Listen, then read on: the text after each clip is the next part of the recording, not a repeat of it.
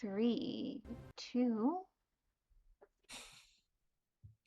The Bene Gesserit program had as its target the breeding of a person they labeled Kwisatz Haderach, a term signifying one who can be at many places at once.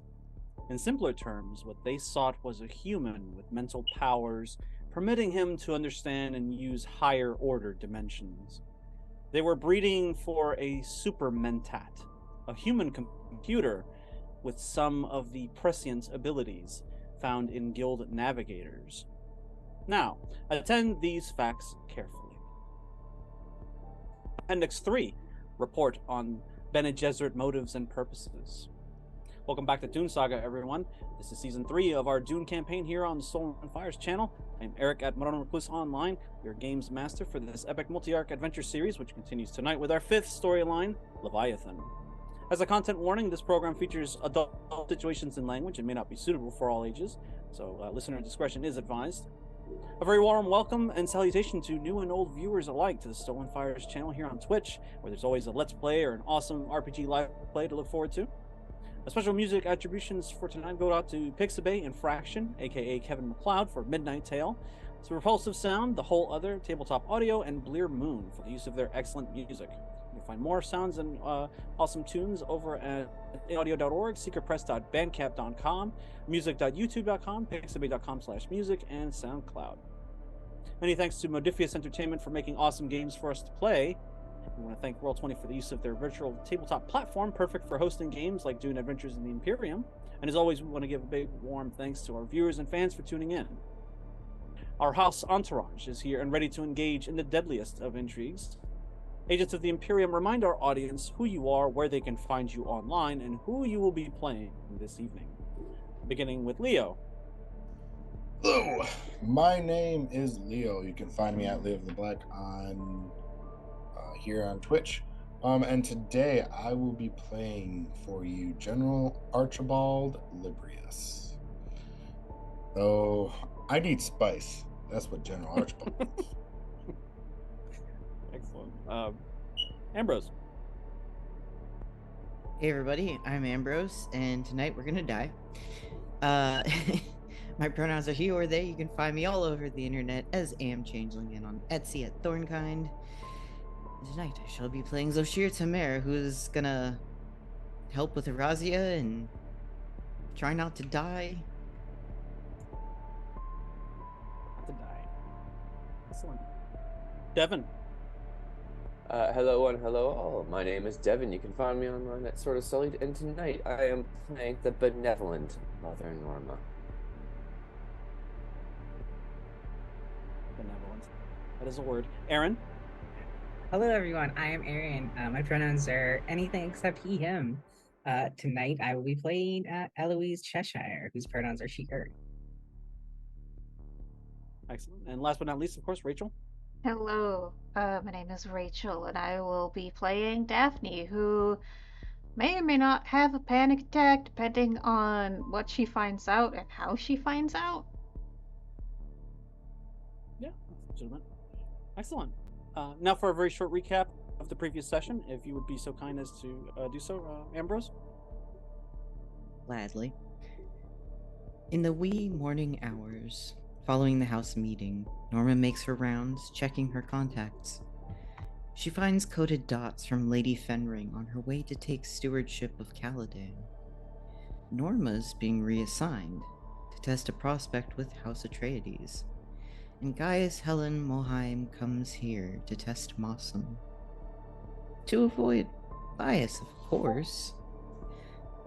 As Norma takes her leave and slips Zoshir a note, she overhears Archibald and Yeva bickering as usual. Yeva's unhappy that Archibald didn't bring up Omelis at the meeting, but as they move to their quarters to continue the conversation in private, they both realize they aren't alone. A dwarf waits here. Yeva demands to know who in the vermilion hells this man is, and the dwarf lightly mocks them both. He's completed Archibald's request, now it's time to get paid. He delivers a sing-song thread about what might happen otherwise. Archibald promises the dwarf his due. After he leaves, Yeva demands to know Archibald's full plans and the deals he's made. He decides to come clean, fully revealing his ambitions to his wife. She's supportive of his overall goals, but questions his choices. That's when he reveals what Eloise told him, that Tupile is 7 planets. She's impressed. Archibald seeks out Daphne after breakfast. He suggests utilizing local spice smugglers to move the Harkonnen heist. Of course. But then he asks about Omelas and directly questions Daphne if she sent the Mentat to kill him. Of course not, she answers. He believes her but inquires about his pardon. She'll prepare one to release as soon as he's done being, dead. The next topic is Tupile. Daphne wonders if he's capable of uniting them, of convincing them to overcome their bitter desires for vengeance. He seems confident of his ability to do so. Before the conversation ends, Daphne recommends Archibald get Yeva some elocution lessons. That's when a page brings an urgent message from Omelas. The Sisselrod has set a date for Alicia's execution. Daphne seeks out Norma, questioning if the Sisterhood has anything planned for Kyra's eldest. Norma swears they don't, and they spar verbally a bit before Daphne's mask slips just enough to ask Norma to come with her to Jabberwock when it's time. Archibald and Eloise track down the stolen Highliner, but Archibald left the ship in a box. The Mentat they ask has no record of such a ship called the Ampelorios. It triggers a vague memory, but they get nowhere. Eloise reaches out to a guild contact, asking what happened to the ship that recently delivered 2 bodies. She gets the name of a ship's agent, Tomasz Asilda, and puts Pardo to the task of finding him. Pardo decides he'll be Tiberius today, bringing the other Tiberii with him in a ground car to the 5th District, one of the poorer neighborhoods. Zoshir decides to enfenestrate himself while Pardo simply knocks, claiming to be from the Health and Safety Department. Brilliant idea. Zoshir watches Tomasz draw a pistol before firing and running out the back. Or trying to, as Zoshir tackles him and Hurdy swats the gun out of his hands. Tomasz is clearly terrified, believing them to work for a syndicate. He's got a small box of unrefined spice, which he insists was a gift. His demands for counsel are unheeded, as he's dragged to a palace cell, where Eloise and Archibald arrive. Pardo threatens Tomasz with a bodkin knife, drawing a pinprick of blood. Tomasz accuses him of being no better than the Harkonnen, which calls Pardo back to himself and his time as a twisted mentat. He walks out of the cell and straight into a blurry vision of his mother, telling him he did good.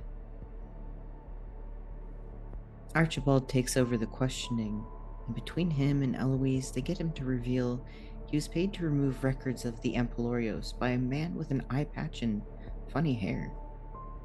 Reese. Pardo decides to let the man go, and the 3 of them bicker a bit about the situation.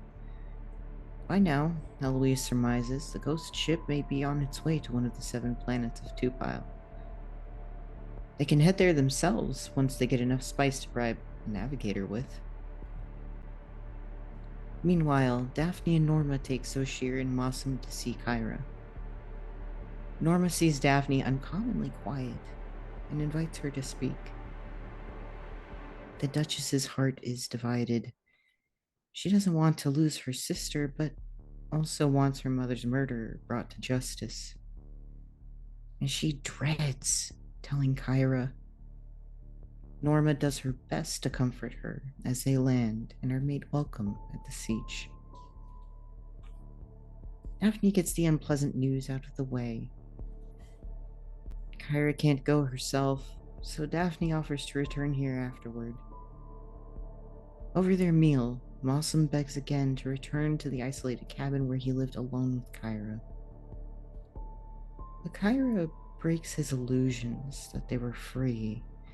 She explains how firmly but secretly the Emperor controlled them. He pushes a little too hard to know what Kyra plans next, and Daphne shifts the conversation to the plans to destroy, or attempt to destroy, Shai-Hulud. She also reveals she met Stilgar and explains that interesting situation. When she introduces Zoshir to Kyra, she gives her Fremen name as Bina and offers a boon for Zoshir bringing her children to her. Well, he could use some help with the upcoming Razia. Kyra's only too happy to give him a film book by which he can make his requests known. Afterwards, Kyra and Norma speak privately. Norma reveals Mohaim is on her way to test Mossum, and Kyra believes this is a trap for her. Norma thinks it's an opportunity, if a risky one. Kyra would rather be more direct and set a counter-trap for Mohaim. Harishka, however, is the primary target. And while Norma is on Caladan, she could cultivate Lady Jessica as an ally. They regroup and begin planning how to thwart the Shai-Hulud hunt. Zoshir correctly guesses that Mossum is the Mahdi, which prompts Daphne to reveal the shared dream she has. That means something to Kyra, and she makes Daphne swear to protect Mossum. Not that Daphne has to promise that, but she swears on her life. Back on Arakeen, Norma carefully arranges an empty brothel for Mohaim to test Mossum. Zoshir seeks out the young man who is clearly plagued by his visions. They all end badly, and he cannot tell the true visions from the false ones. As they speak, Zoshir realizes Mossum wears his stillsuit perfectly. The boy is clearly destined for greatness, even though Mossum insists he doesn't want any of it. And Daphne makes her own preparations when she borrows a knife from Pardo and gives him heartfelt thanks for his service. It's time. Mohaim is received well, speaking first to Norma, and hands over 4 sisters to accompany her to Caladan. Daphne brings Mossum to the testing place, telling her brother to remember everything Kyra taught him and that he will survive this. More than that, she cannot reveal. Bloody sisterhood, mutters Mossum. He laughs a bit when Daphne says he's not wrong. He goes inside. Daphne waits outside the door, reciting the litany against fear as she prepares to murder Mohaim if she harms Mossum, even if it would kill her. In the room, Mohaim asks the boy if he knows what's in the box. He thinks he does, but recognizes this is all a trap. He tears up and says he's sorry. Mohaim is the one who dies. She seems angry at his pity, but maybe this is where everything changes. Maybe no one has to die. Just then, the doors open and 2 Sardaukar fall down dead. As 2 Kyras enter the room, the 2 women argue, but Kyra leaves with an unhurt Mossum. Daphne re-enters the room just in time for an angry, silent Mohaim to push past her. Kyra leads Mossum through the streets, saying they will lay low and then bring him back to the siege. That's when Mossum breaks down, demanding to know how Kyra could do this, He accuses her of not protecting him, of not understanding. He doesn't want this terrible purpose or this future anymore. Mossam runs off, heading for the starport. He buys a one-way ticket to Kaitane. A few days later, the doors to the Emperor's private chambers open, and Mossam walks in. "Hello, Father," he says. Excellent. Thank you for reading that, and Ambrose, and as always, Rachel, for the excellent notes to take. We can now begin and continue with our session for Leviathan. I'll begin with Philois in the palace at Arakeen. We'll say the day after the events that took place later in the day in Arakeen, when Mossam effectively ran away.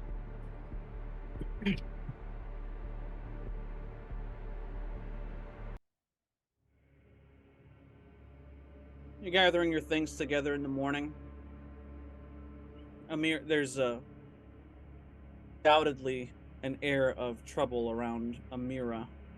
She's troubled about recent developments.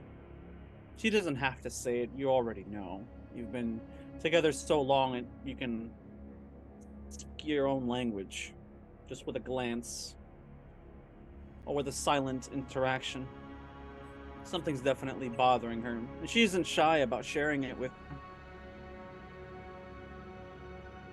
She waits for you to get ready before you go downstairs to do what you normally do around the palace, before she inevitably lets you know what's on her mind. Beloved, I've stood by you during our time with the guild. Even after being cast out, I am prepared to march into hell itself alongside you. But this gambit your uncle is undertaking with Tupac is sheer suicide. You must see it.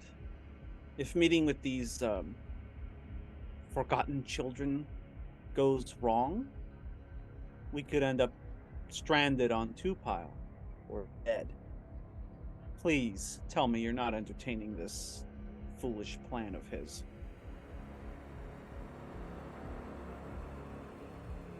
I'm not sure I see a better option right now.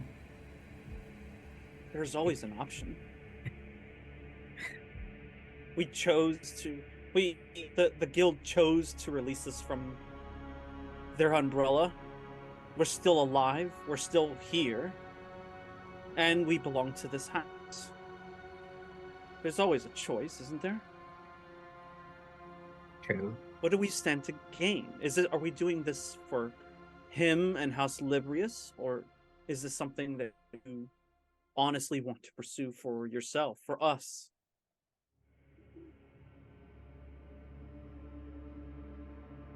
I want the same thing you want. I want freedom from all of this.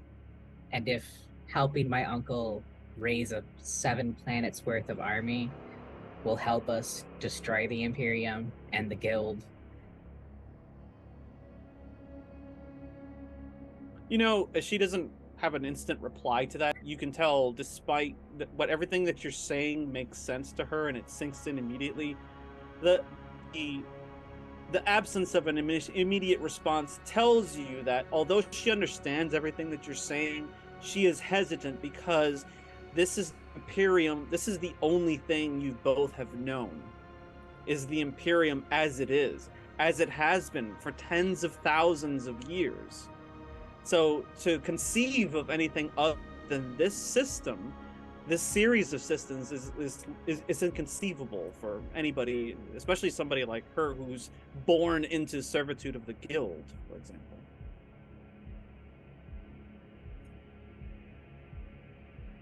I know uncertainty is frightening, but the path we head on as a house, as humanity, is stagnation if we do nothing.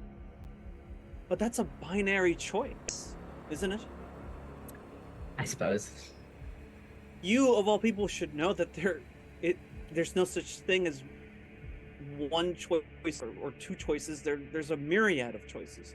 You've told me what you've seen in your visions, and some of them come true, don't they? Yes. Revolution and upheaval of the Imperium. While I understand its merits, I mean, there's no getting away from it. Billions are going to die. Is that something you want to be associated with? Is that something you want for the both of us to be involved in something like that? We have a lot of blood Is this what you on. really want? Do you? We already have a lot of blood on our hands as it is, do we not? You're talking about the guild blood? People we had to make disappear, that I personally had to deal with? I did that for the guild. I've killed for them just as much as I've killed for you. But this isn't just about the guild or about you. This is about the entire Imperium. And what your uncle is threatening to do is to drag your house and the people of your family into potentially the biggest revolt, violent revolt, this Imperium has seen since the Jihad. What would you do in my position? I don't know. I don't possess that kind of imagination, I suppose. I trust you, obviously. So whatever it is that you decide, I will dismiss my own objections, because I trust you implicitly. And if it means walking into the fire, then I'll walk into the fire with you. But I need to know that you're committed to this. If this is what you want, if this is what you want for your house, if you think this is what's right, then that's what we'll do. But if there's any doubt in you, I need to hear it now.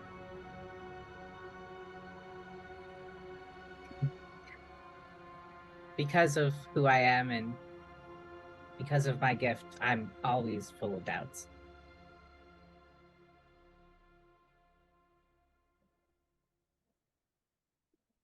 She doesn't know what else to say. You know what she was getting at with what she was saying is like, if you're certain that this is what you want, I will commit to that, is what she's saying. But if you're not gonna go all the way, then I can't support that anymore. And that immediately conjures the vision of her being stranded somewhere without you.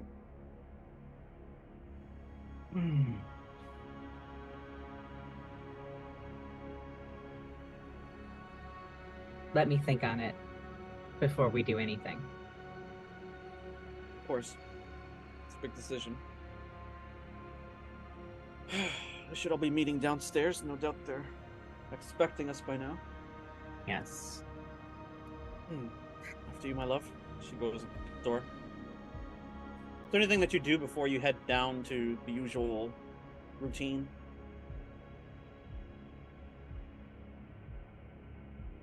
So the Fremen are back in the house, the palace, right? Yes. Yes. The three of them, Correct. anyway. Mm-hmm. Yes. I think I will stop to visit them. Okay. They're in the guest wing of the house. Zoshir in particular.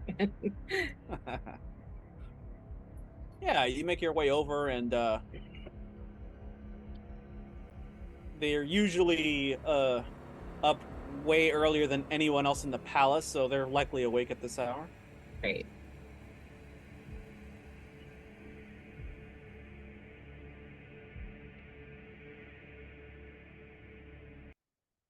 Someone comes knocking on your door, Zoshir, as you're preparing to leave for downstairs.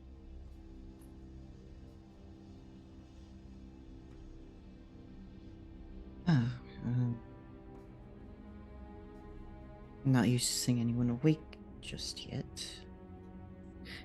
Are Herdy and Nalia in here as well, or just me? Yeah, they're always up at the crack of dawn, just like you. They're scouts, so like you're used to this sort of thing.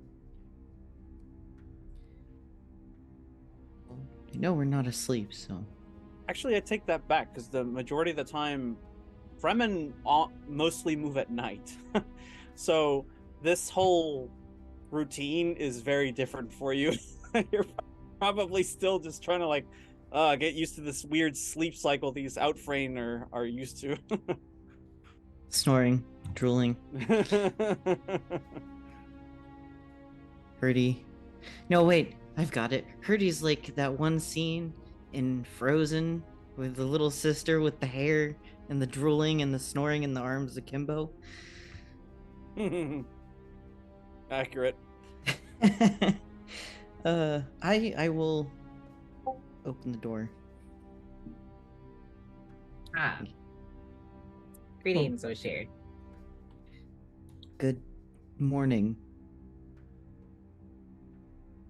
What?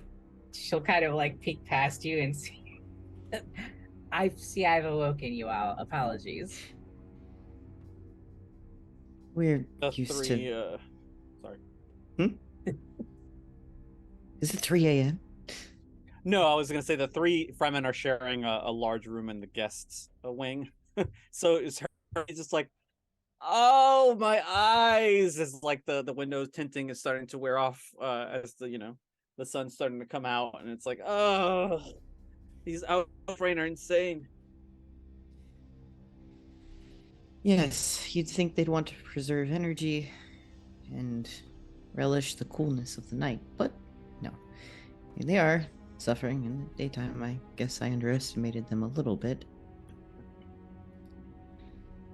What brings you here, exactly?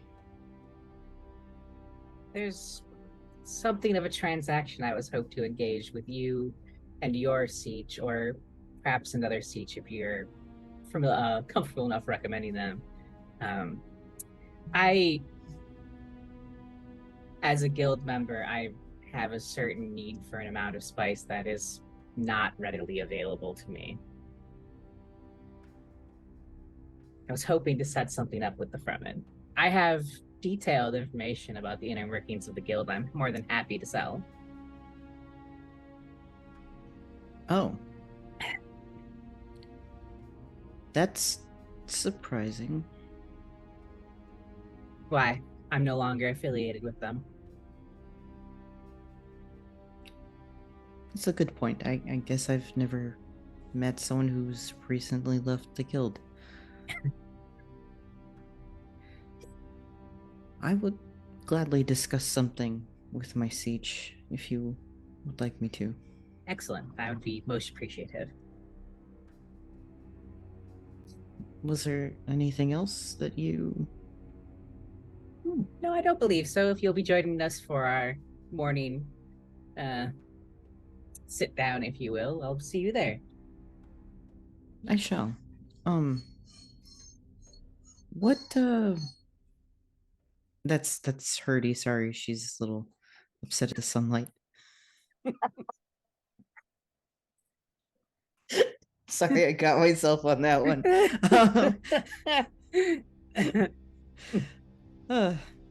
Have you ever been inside a siege? Have you ever truly met Fremen aside from us? No.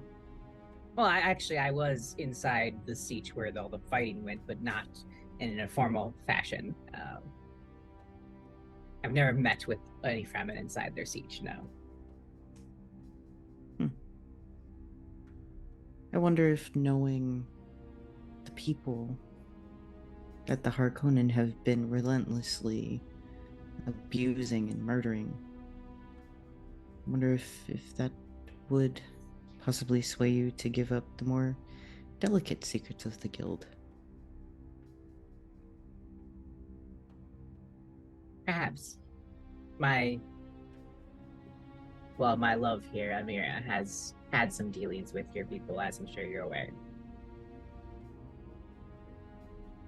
So I've heard firsthand from her. good side or the bad side?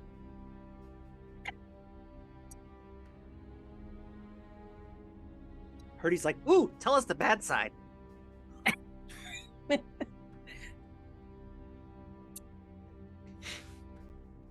I choose not to pass judgment on other cultures without having experienced it myself. Except for the Harkonnen, I deeply despise them, but I think that's deserved. That's true. Well, it's a deal. Excellent. Tentatively. Again, I must speak to the siege, but Of course, of course. All right. The 5 of you start heading downstairs. 1 second here. I've got a scene with.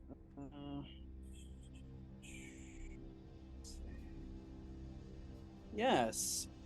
It seems like as you're moving along downstairs, you see Pardo Reed and his security commander Hajan are rushing back and forth, and there's a group of people like following behind them, like they're going from one end of the palace to the other. There's some sort of activity going on over there. Nothing to worry about, you're sure.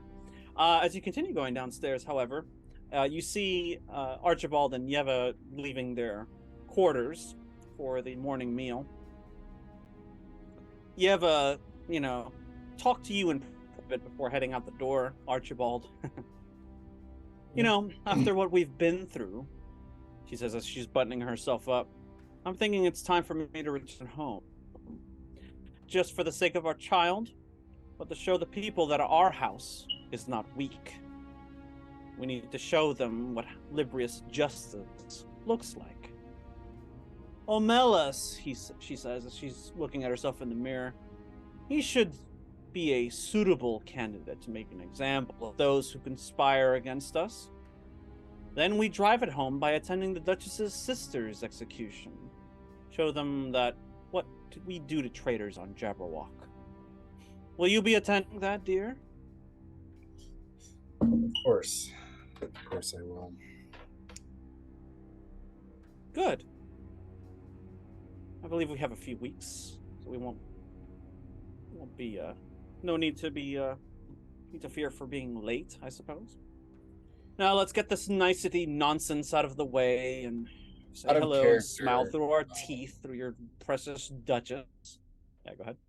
Our character, is she leaving right away? No. She's just putting this out there like, hey, you know that Omelas guy who's the steward of Jabberwock right now and who supposedly set us up to be killed on that Highlander? Yeah, I want to deal with him myself. Unless you had specific ideas behind that, my dear. She's like, I'll take care of it myself. And your dad insisted has nothing to do with it. Do you object to her proposal? I do not. Yeah. Okay. But you trust Yeva to do the right thing. You're sure you'll hear all about Omelas' gruesome death at length. But I'm going to tell her, I want you to actually may have a job for you before you leave. A job? Or correct me if I'm wrong. I thought your job was to pursue this deal with these exiles of yours, these precious exiles. And she's speaking with you. She's having this conversation in private in your quarters with the Ixian device. Like, there's no way she's going to talk openly about conspiracy or anything like that. But obviously, yes. She's like, if that's your thing, yes, which means, well, if I'm going to be raising our child, I should probably do so at home, which means I will be the steward of Jabberwock after Omelas has been excised.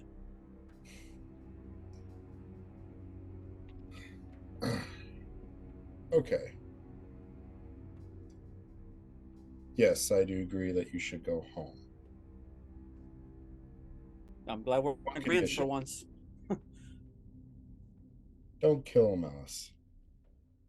I have... What? Not yet, anyways. You want me to stick him in a dungeon instead? I want to Throw him know. in the garden with Alicia? I bet you can get real creative with like that, can you? I'm not a politician, Archibald, but I suspect that if you allow someone who conspired to murder you to not face immediate justice, that would make you look weak, wouldn't it?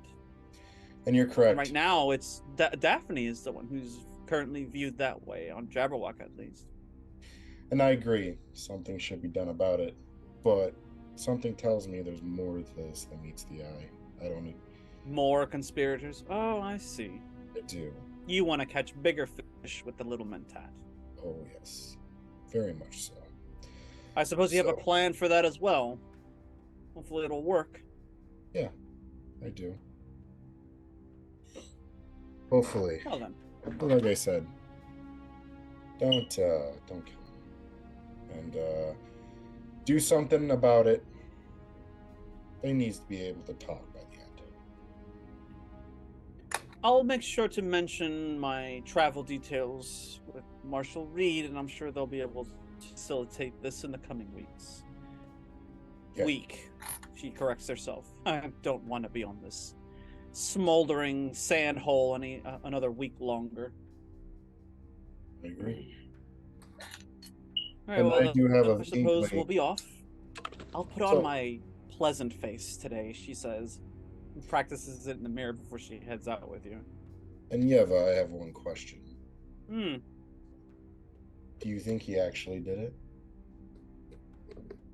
I wouldn't put it past him, would you? That sniveling little coward. Yes, but I also feel like you are blinding yourself. Do you know the description that Reese gave us? He said he talked to a guy with an eye patch and gave us features that Omelis doesn't have. Let me correct you for one moment. He spoke with somebody whose face was full of bandages. Like his face was obscured. Not with a mask, but like he looked like he was injured. The person you were speaking with had an eye patch, and that was Reese. Gotcha. Okay. But he says that the guy he spoke with, the man who handled the transactions and everything, he said he got his marching orders from somebody named Omegala or Omelas. Okay, gotcha. So there was a middleman. Right. So she sees what you're talking about. It's like, oh, you're gonna dangle Omelas out there and see who else comes out of the woodwork to try to kill him, and then grab them. She's like, all right, that's not a terrible plan, I suppose. Correct. But at the end of it all, he should be put to death. To set the example. For treason. Yeah. Good, I'm glad you agree. That's definitely something that, yes. She heads with you downstairs. Do what you must. Do what you must. Lady Daphne, you're awakened by a page. There are a lot of people at the palace this morning. It seems that this is the last week that Count Hasimir Fenring and his wife, Lady Margot, will be in Arrakis before they depart for Caladan, as they will be the Duke and Lady in absentia, while Duke Leto and his family travel to Arrakis in the coming weeks or so. When Daphne, from last session, Daphne believes she saw Kyra and Masum leave on a ground car. Correct. And so as soon as she gets back to the palace, she's going to be where are Kyra and Masum? No one knows where they went. Fuck. Okay, well, in that case, she's going to assume Kyra is taking care of Masum and probably went back to their siege. Yep. Okay. That's a safe assumption. It's totally wrong, but okay. Oh. God. Suffering. Always suffering. Okay. You know from that little incident that Mohayim sent a little message saying basically like, I'll clean your messes up for you, but if you ever come in contact with Kyra or anyone associated with her, you will report this information immediately to House Carino or to myself, anyone within the Sisterhood, really, because Kyra and her associates are wanted for inciting an insurrectionist schism within the Sisterhood, and they are considered enemies of the Imperium. And anyone, however tangentially associated with them, are also considered thus. That last part was a direct threat against you. Yeah, okay, well, safe enough to stay low contact. Like she knows. Yeah, alright then. What you haven't done can't be tortured out of you. Right. Okay. And you had a very hard time sleeping that evening, obviously, but this morning, they come knocking at your door and they're like, "Oh, it's Count Fenring and his lady's last week here on Arrakis. They have a lot of guests present. It was a very spontaneous thing. Your Grace, I apologize for the spontaneity of it all, but there are guests waiting downstairs for you now." I'll receive them immediately. They wait for you to prepare yourself, and when you come out, they make sure they take all the necessary time and pomp to present you to everybody who's currently waiting in the dining room area. So you have, let me get these tokens out because there's quite a few people. Oh no. Of importance, you have Count Fenring and Lady Fenring present. So you have these two individuals here.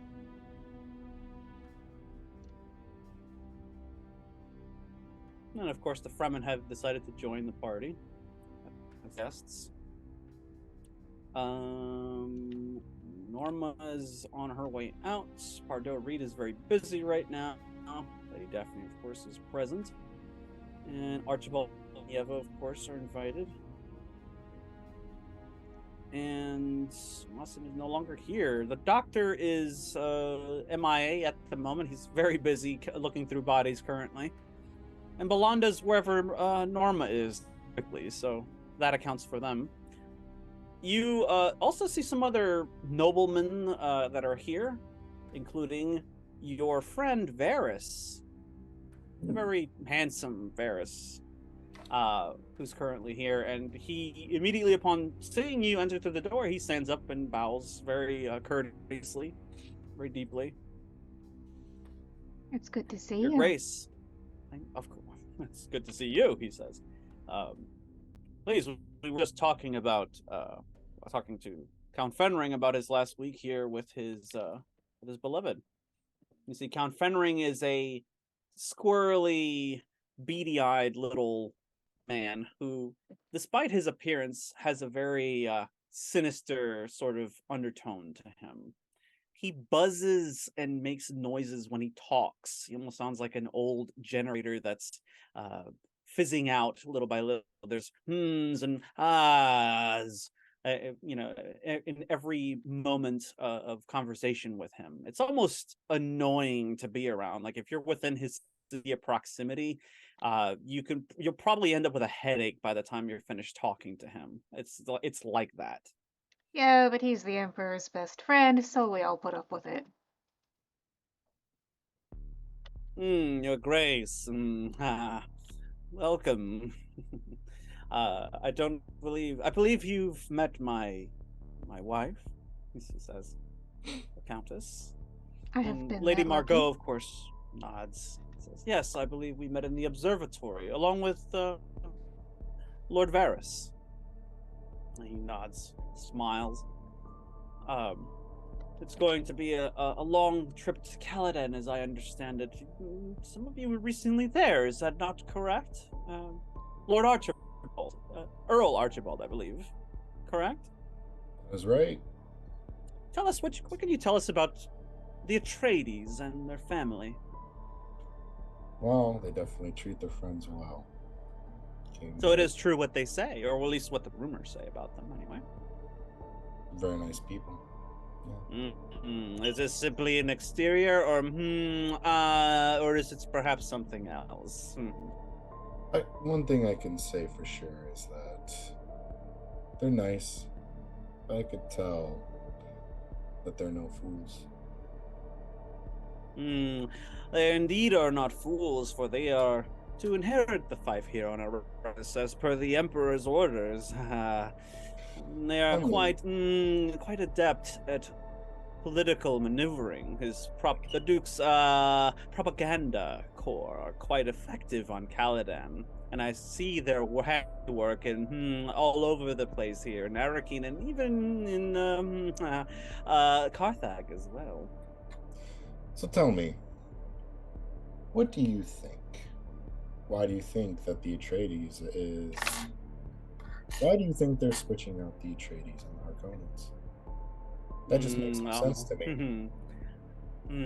Well, if you had a look at any of the Harkonnen financial records within the last 30 or so years, I think you would find your answer quite readily, Earl Archibald.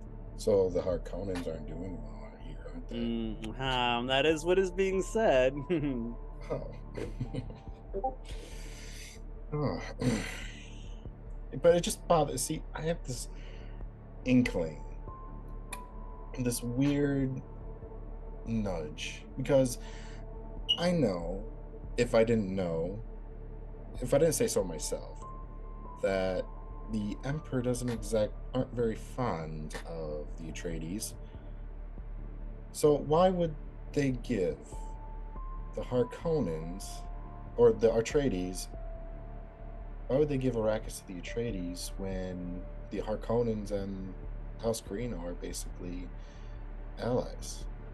He's about to answer your question because he's intrigued by your consistent, inquiries into the matter. And then someone else at the table speaks out of turn. She's an heiress of some sort, some high society, well-to-do heiress from Jabberwock. You actually recognize her, Daphne. You can say that she's not a fan of yours, but that might be an understatement. In fact, it'd be more accurate to say that she's been leading the charge on Jabberwock against you. And here she is, grinning at you through her teeth. I think a better question might be, why aren't the people of Jabberwock thanking Duke Leto Atreides instead of Duchess Daphne? After all, Leto has done more for Jabberwock in the last 6 months than the Duchess has in her entire time as a Duchess to House Cheshire. Well, Duke Leto has had far longer than me to perfect the art of dukedom.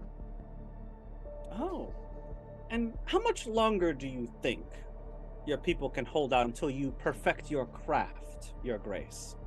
And you see Varys kind of steps in. Excuse me, that is a very inappropriate thing to say at this table. Oh, no. Miss Hubert. It's fine. Miss Hubert. Thank you, but it's fine. No, I take offense, she says. And she looks over to her right, and there's a gentleman there who's obviously like some part of her cadre. Like, she doesn't have a house, but she has a bodyguard. And she's like, "You, who are you?" And Varys looks a little embarrassed at first. He's just like, he seems to be kind of caught unawares, like he wasn't expecting to be interviewed today. He's like, "I'm Varys Zevon. I am I'm the sole heir of Earl Lodos and Countess Vasa, retainer for House Chol." You see, she's like, "Oh, really? I'll challenge you to a duel, and I'll choose him to challenge you." And you see, he sort of, like, this time Varys has been kind of like gritting his teeth and he's chafing at the things that she's been hurling your way, Daphne.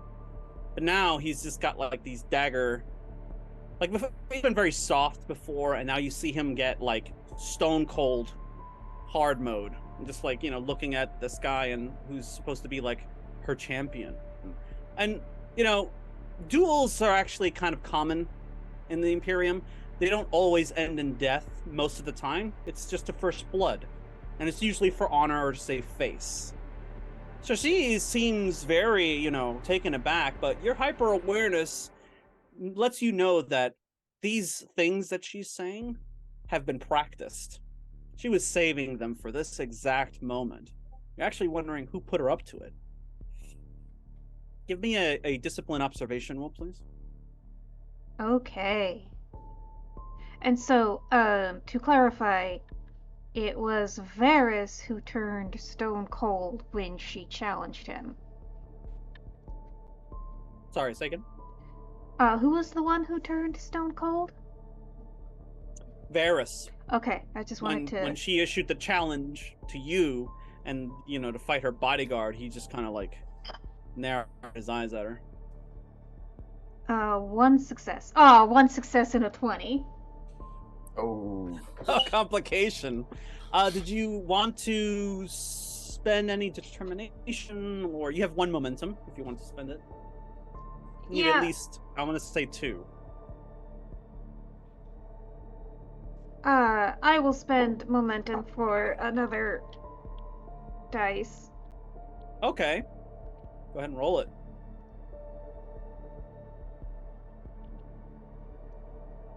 Roll 14 or less, you got it. While this whole duel thing is about to happen, I'd like if Zoshir could like kind of edge up behind Lady Daphne and ask, would you like me to put her down? No, I insist, Varys says, and he stands up. I'll challenge your pawn, he says. And she's just kind of like, oh, a gentleman caller for the Duchess. How sweet. Alright, so I want to make sure I get the dynamics correct. I got 2 successes on that dice, so 3 total. So you get a momentum. So, is she challenging Daphne to a duel and Varys is stepping up? Or is she challenging Varys to a duel because she's like, how dare you talk to me? Yes, to both. Okay. She's taking offense to his defense of you, like, who the fuck are you? Like, that's very inappropriate. And he's like, oh, how dare you, And like, she's basically like, I'll fight you, basically. And obviously she's not going to jump out of her dress and fight you in her skivvy. So she's electing her bodyguard to challenge you instead. And of course, it's expected for someone of your stature to have someone to call on for this exact sort of thing. And Varys is insisting that he, for your honor, that he challenges down this cur to a one-on-one in front of everyone at the breakfast table. How do you respond to this? This seems excessive at breakfast. You are obviously very captivated about what's happening right now, but you can't help but avert your eyes for a moment and look and scan the room and the faces of everybody here. And you stop the moment you get to Yeva's face. And you see her very interested in about what's going to happen. And you see like it's very telling that Rohelia after she issues her challenge, looks over to Yeva for approval and gets a nod. Oh, someone's playing politics in your house. They're in this together. Okay. So, Varys takes his stance and activates his shield, and this guy, bookend of Rohelia's, gets up, activates his shield, and they go at it. There's a back and forth. Varys is unusually skilled for someone who comes from a house of agriculture. You wouldn't expect it looking at him, but he definitely has some moves. And Rohelia's bodyguard does like a full thrust and like a feint. And after the room, they clear the room, obviously. They clear a portion of the room for them to be able to have enough area to work around. But in one of those situations, he slips up, and Varys invariably like kind of does like a shuffle and moves up behind him and makes it look like he's going to come out around from the side, but then drops the knife into his other hand and then brings it up slowly just underneath the guy's chin. Varys is a very good duelist, apparently. He has him, and he's like, I believe I've won. And he draws just the slightest amount of blood across the guy's throat. First blood, he says, and he, retracts his blade, puts it away. The guy kind of like, shit, cut me. And he kind of like, he does like the half-hearted, like, yeah, good game. Salute, bow, turns off the shield. And they go back to their respective sides of the table. Rohelia is unbelievably embarrassed in front of everyone. And she dismisses herself. She excuses herself from the table and takes her bodyguard with her. Yeva, of course, is just like, I hate this. I'm in hell. I hate everything, and I hate everyone here. And she's trying very hard not to show it, but you could read her like a book from where you're at. How does Daphne respond, or how does anybody else respond to that? Beginning with Archibald, who apparently has something to say. I have a first out of character. Did I see this nod from Yeva? You probably have. You were sitting right next to her, I would imagine. Gotcha. So Archibald, okay, got you. And I'm gonna say, well, that was quite the turn of events. Are you okay, Lady Daphne? I'm fine. It turns to Varys, says, that was quite gallant. You didn't have to. I mean, you're dead. Nonsense.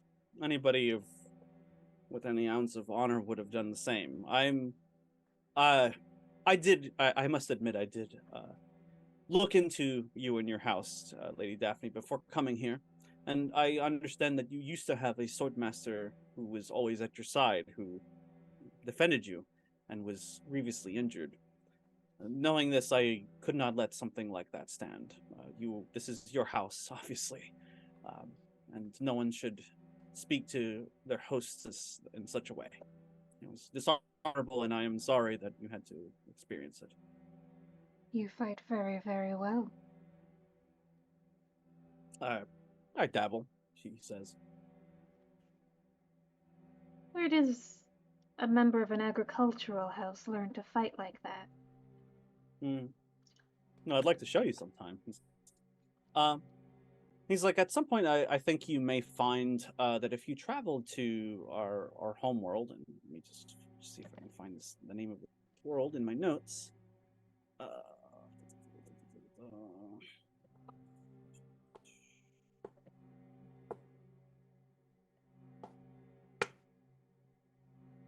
I lost it. It's his world. Damn it, I know I have it in here. It tells you, like, if you ever manage to come down to our world, I think you'll find that. I think you'll find it homely. Certainly better than Arrakis, but that's not saying much, I suppose.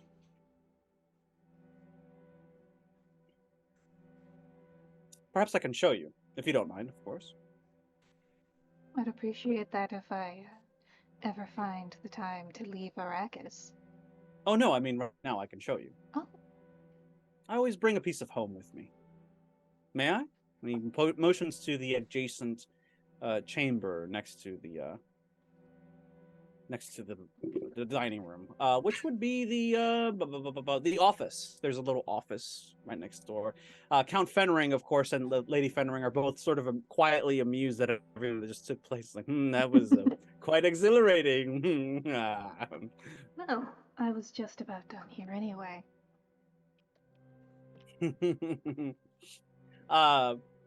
So if you don't mind, excuse me, gentlemen, ladies. He kind of gets up and walks you into the office. Do you bring anybody else with you, or do you adhere to his call for privacy between the both of you? Obviously, he wants to have like an intimate moment with the Duchess. No, I don't think that this scene needs any voyeurs, and I'm pretty sure if it goes weird, Daphne can just scream and someone will hear her. Of course. Pardo's right around the corner anyway. Sure. He brings you in and he kind of like reaches into his suit pocket and he brings out what appears to be these little hollow projectors, but they look like little chrome um, ball bearings almost, and he just drops them on the table a little bit. 1 second here.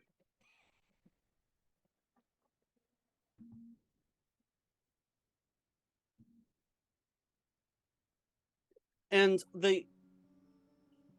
he kind of like waves his hand over them, and the hollow receptors come to life and project this image of the outdoors out in the open, or in the confines of the office. And you see rolling hills and tall grass and steep meadows, and it's a hollow recording. This isn't like a live feed or anything like that, but obviously somebody took the time to record this pristine looking world as it exists, as he knows it, and record it. And as such, it was distilled into this interactive hollow projection. He takes out a pair of gloves that think of it like if you've ever seen like a cyberpunk movie, you know how they put like the haptic suit on and has like the little receptors wired into it. It's kind of like that. He's like, here, put these on. Hands you a pair. You ever used any one of these before? Once or twice. Have you? Roll a understand. This is more on the technical side. You're extremely, apt, but this is a little bit outside of politics, obviously, because given the technical nature of it, to be able to manipulate it successfully. I'm gonna say it's difficulty 3. Okay. It's kind of cutting edge tech, we'll say. I'll spend that extra momentum for an extra die. Sure. You're down to 1 now? I imagine that social awareness wouldn't help? No. Okay. 2 successes. 2. Close, but not quite. You're doing okay, and you're sort of maneuvering it, but you forget to use the other hand. You're kind of like using your dominant hand. It's like, no. It's a little bit more like this, he says. And he gets in a little close, and he very gently, he guides your hands in manipulating the world around you. He kind of spins it in place, and he's like, here, and he shows you how to zoom in and stuff like that. And you get this like the cologne whiff, and you're like, oh man, this guy smells really good. And he's like, here, have you tell me that you've seen lovelier pastures elsewhere, and I'll be impressed. I could, but I'd be a terrible liar. Well, I hope I've made a believer out of you. At some point, I think it would be nice if you would be able to visit my world, just as I'm looking forward to visiting Jabberwock sometime, perhaps in a humanitarian capacity. Although I understand that there are others who are looking for your hand currently. If I may be so bold to make such a prediction. No other serious contenders. Really, not even the Duke Leto, who, as I understand it, has a concubine, not not a wife, certainly. He's in love with her. Oh, I see. I didn't know that. Oh, well, it's good to know that I don't have any rivals, he says. But thank you for giving me your time, and I'm sorry again about the earlier escapade. And he says, and he just kind of like very gently shuts down the hollow projector and helps you remove the gloves and stuff like that. And it's like, perhaps we can continue our conversation, hopefully in a more private capacity, if that's to your liking, of course. I would like that. Excellent. At some point, we should probably also talk business with this worm hunt. You see right then, there's a knock on the door. It's Pardo Reed. And he's like, Duchess, I have something here for the Lord of what was his name? Lord Zavon. Of course, He's don't like, let me "Oh, keep you. of course. Thank you. Thank you for the enchanting time." And he says, and he leaves. Oh, After that moment, yes. before he leaves, Yeah. I will say you were very gallant and I'm appreciative, and then kiss him on the cheek. Oh, he's somewhat blushes a little bit. He's like, "It was my pleasure." He turns and leaves. Varys excuses himself again before everybody in the dining room because he must be off. Him and Pardo Reed quickly walk around the corner. There's some dire news that have come in for the Lord Zavon. After you emerge from the office to join your guests, is there anything that you wanted to address while they're here, or while the Count and these other people are present? So I'm gonna take a route back to my seat that takes Mhm. me past Yeva, and just whisper, "Try harder next time." She bites her lip to the point where she's bleeding from it and has to dab it with a napkin. And she is pissed. Like, she kind of like grins through her teeth at Archibald. "Excuse me, I have to use the restroom." And she gets up and walks out of the room, doesn't come back. Do you let her just leave, Archibald, or do you chase after her? You kind of caught a little bit of that interplay. Yeah, I would definitely go and see what was going on. I'd also like to, if I could, eavesdrop on this little conversation with Varys, or whatever the hell his name is. Varys actually left with Pardo Reed out into the main hall. It looks like there's some business that immediate business that his attention. You caught part of this, as most of you caught a lot of the nuances that took place at the table. Elois Amira sort of nudges you and it's like, "You see what we're missing out on matrimonial life?" Eloise has been watching this with the rapt attention of someone that loves soaps watching their stories. Like, this has been deeply entertaining for her. Oh, would you like to duel for me if someone insults me at this table? I'll cut their hand and their tongue out if you wish it. Wouldn't be the first time I've ended somebody for dishonoring you. I think that might spoil the Duchess's breakfast this morning if we went that far. More so than it has already. I'm quite enjoying myself. I jest. She's like, "I jest. That was very entertaining." Zoshir, you saw the footwork at play. You were actually kind of impressed. Varys, this Lord Varys guy was quite the fighter. Probably not as good as you or some of the others that are, renowned for their prowess in the Fremen community, but he certainly had some good footwork.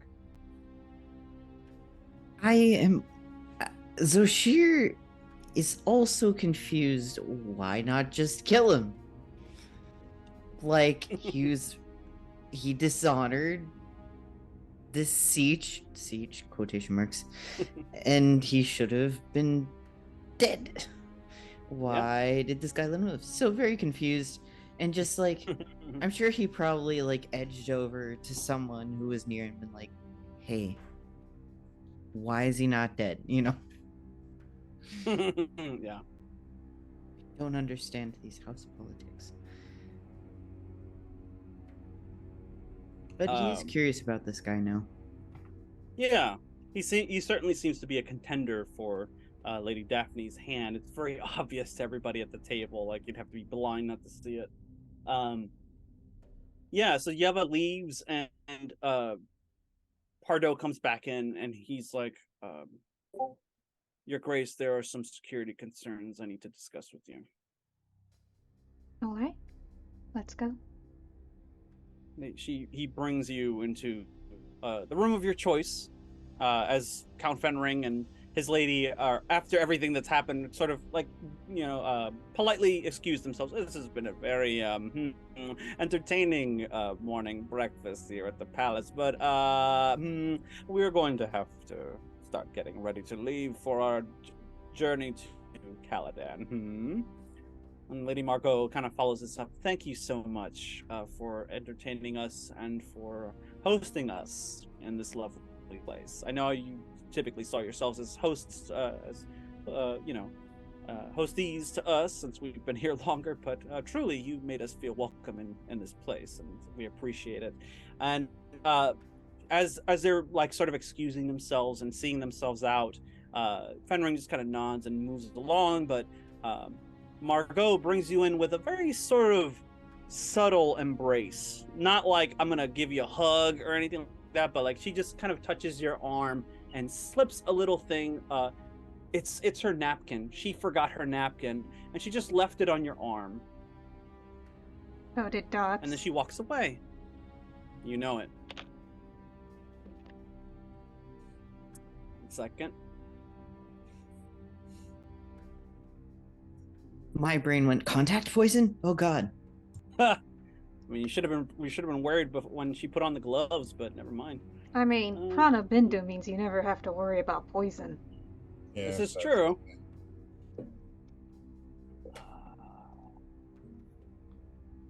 Tell that to the water of life. Well, that's how you don't die when you drink it. You're good enough.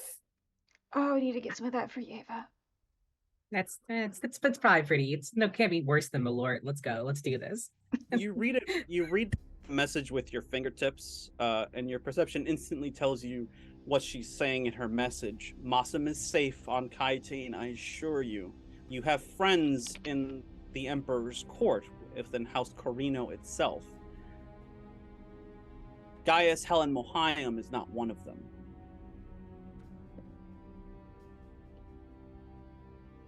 Make of that what you will. Pardo will take you into the room of your choice. You can move your token wherever you like, and he'll follow you there.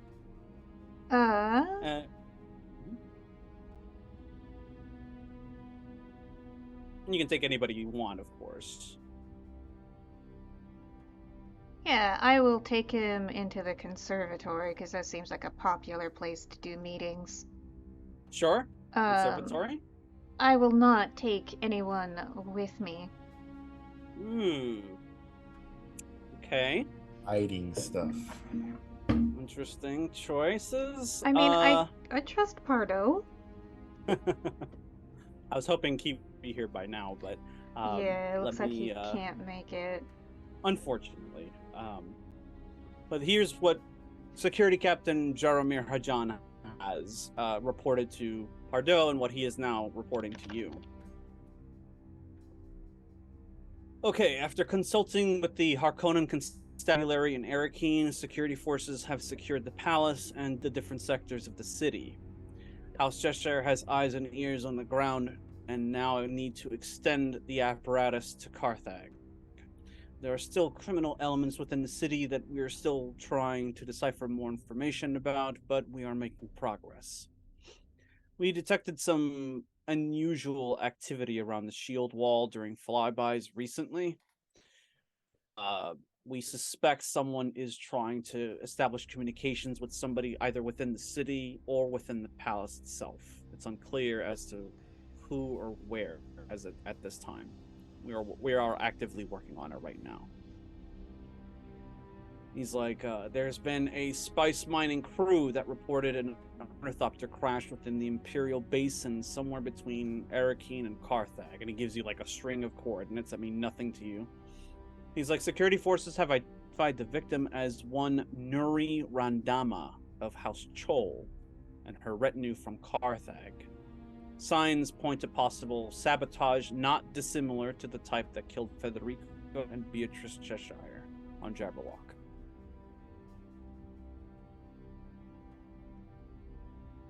Also, something had happened that was discovered this morning. With the Atreides moving into the palace soon, our servants and security personnel have begun clearing different areas of the palace. One such place is the basement. One of the maids succumbed to some kind of poison and died there. Her body was found this morning. We don't know what caused it, but we are launching an investigation into it immediately. I suggest we are going to issue a security concern to everyone who's part of the entourage, to go into areas that we have deemed potentially dangerous. Yeah, and so she's got like 5 different thoughts in her head at once. It's like, yes, tell housekeeper Mapes. I'm sure she knows about the dead maid already. If she hasn't, reported it to me. all right. Tell her staff to stay on alert and to be extra careful. That's terrible about the maid. Send her family condolences. Yes, it shall be done. Mapes herself warned that the Harkonnens have not ceded Arrakis quietly, and that there are many traps around the palace that need to be found and disabled. All We right. will need to establish a timeline as to when these traps will be unearthed, and any sabotage laid low before House Atreides arrives, I suspect. Although I imagine they have their own troubleshooting team to deal with that. They should, but let's not make them work too hard. We'll have multiple sweeps over the coming weeks. Just because an area was safe last week doesn't mean it's going to be safe today. Look for signs of new construction, I suppose. Poor Randama. Randama, by the way, if you forgot, she was the one you saved at Plate of Raban's snakes, dinner yeah. party. Mm-hmm. They killed her to get to me. She didn't deserve that. I suspect this was a show of strength. A show of petty strength. Vindictiveness, I believe is the word. We're gonna have to keep a closer eye on Yeva. She orchestrated this morning. Sorry, I wasn't there. Your Grace, I was dealing with the situation upstairs, and he just like he asked for just the basics of what happened, so that and then his eyes roll into the back of his head and he just runs like 1,000 calculations. It's like, yes, okay, I got it committed to memory. Yes, she tried to embarrass me, but instead, made one of my suitors appear quite gallant and talented, so... But she's going to try again. I wouldn't put it past her to be working with Off-Cardis. Or... I'll increase the watch on her. She might not know what she's doing. She might think she's working with someone else and isn't aware that she's one of their pawns. Also, Mr. Reed, why is my brother on Kaitane? He seems surprised, like, what? He's not in his room? I thought he came back with you. I haven't seen him for a few days. I thought he was safe elsewhere. I apologize for the oversight, Your Grace. I can establish a network on Kaitane if you wish. Keep constant vigilance on Mossam. Or I can establish a group of Tiberii to retrieve him for you. I don't think retrieval at this point is necessary. I'm told he's safe, but I still want to know how he ended up there with no one noticing.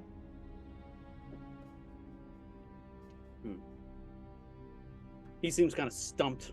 It's like he kind of has a moment, like when he looks off into the distance. He's like, "I do not know the answer to this question." More data is necessary. What is your estimation on he or his father trying to kill each other?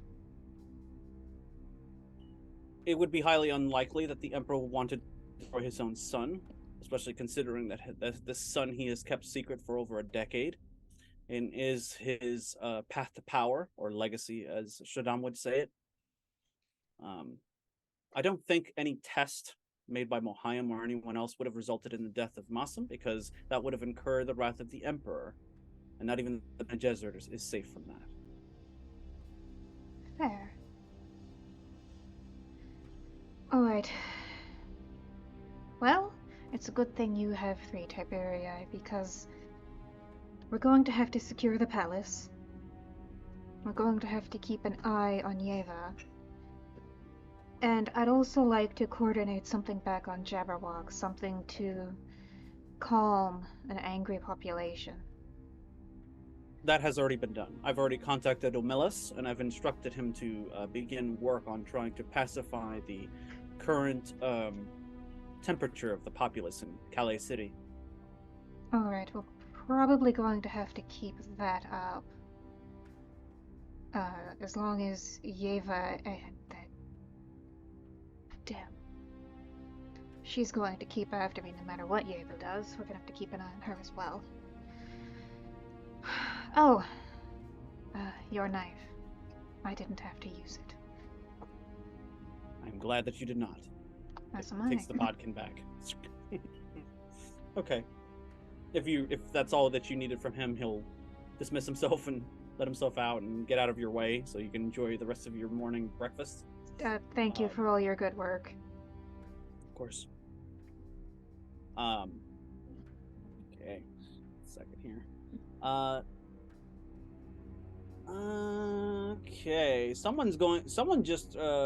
Okay, so I need to redeem something here for a second. So I'm going to switch gears for a moment and go to Caladan, where Mother Norma will be arriving shortly on a speedy express train or Highliner rather, to the castle houses the Honorable Atreides family.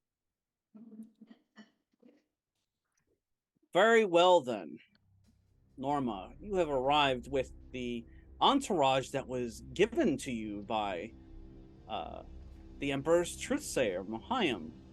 You can tell by the way that they move, these are not your normal Bene Gesserit adepts. These are people who can kill with a touch. They are extremely dangerous, and there are 4 of them with you. And, I would imagine that as you arrive on Caladan, they announce your presence to the Regis Familia inside their castle, and that you would begin your approach at night.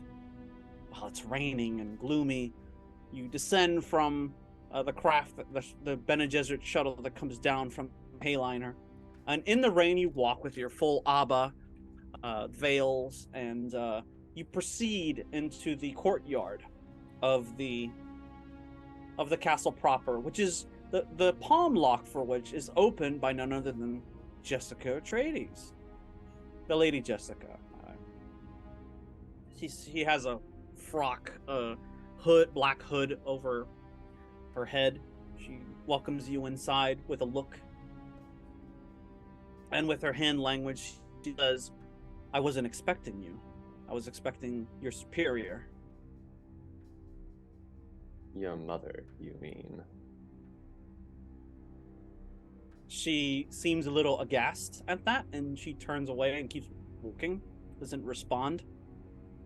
She leads you into the castle, and you see various personages as you walk through. It's late in the evening, so there's not a whole lot of people up and about. You catch a glimpse of the Duke, just kind of walking out of his office and going down the hallway, seeking company from somebody.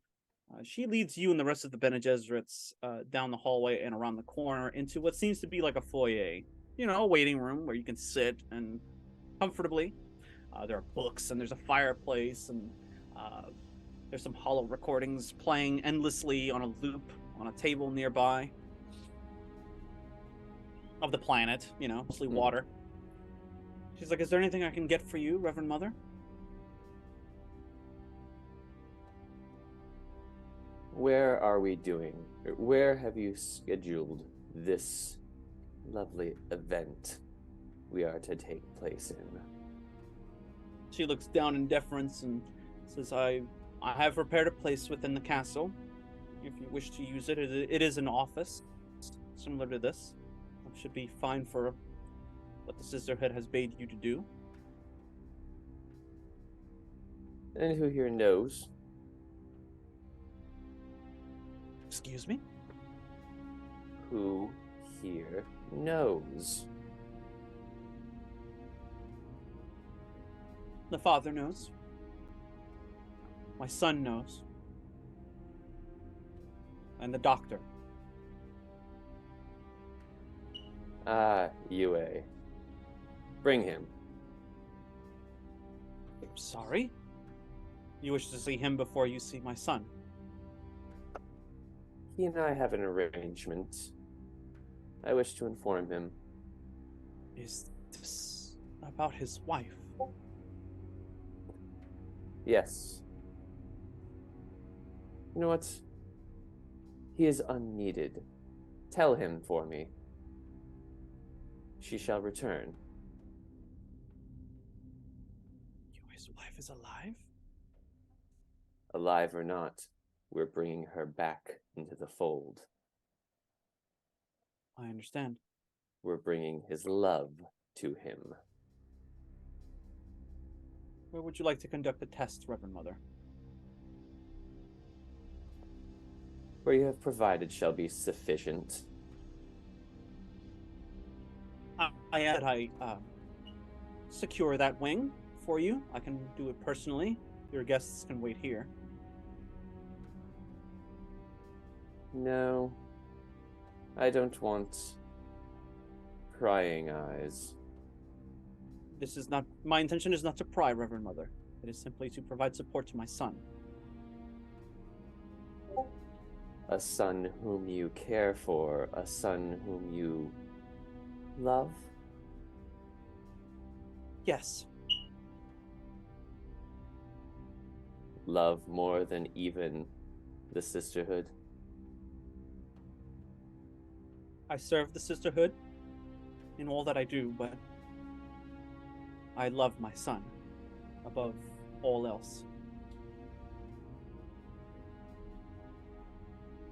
Love him enough to separate him from the Sisterhood?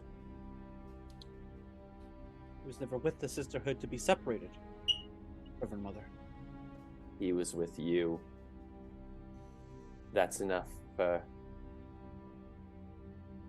Forgive me, I thought persons. I was not part of the Sisterhood any longer. Mohayam would be the one to say once a sister, always a sister.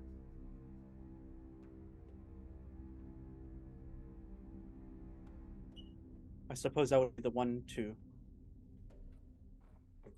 disagree with Mohayam.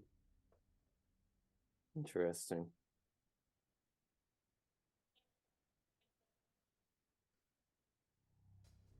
Please, Reverend Mother, is this truly necessary?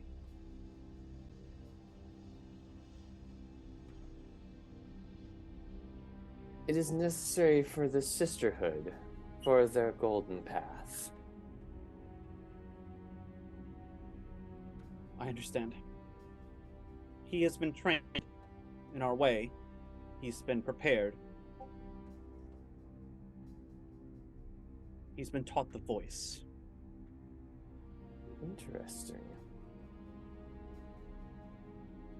How is his proficiency? Good for his age, improving, but still needs improvement. We shall see how good, and perhaps we Or shall figure out whether this golden way is yours or theirs. I suppose we shall. I'll go get him now. She leaves. Before Bene one of them turns to you and says, "We shall wait outside the room, Reverend Mother." Yes, make sure that the doting mother is unable to alter our test. Of course, you shall have complete privacy.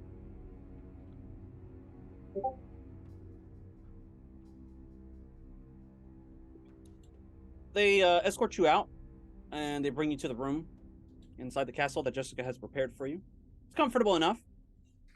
You're made to wait about 5-10 minutes before someone shadows the door. It's a young man of about 16 years. He just sort of stands there looking at you for a moment. Jessica whispers something into his ears.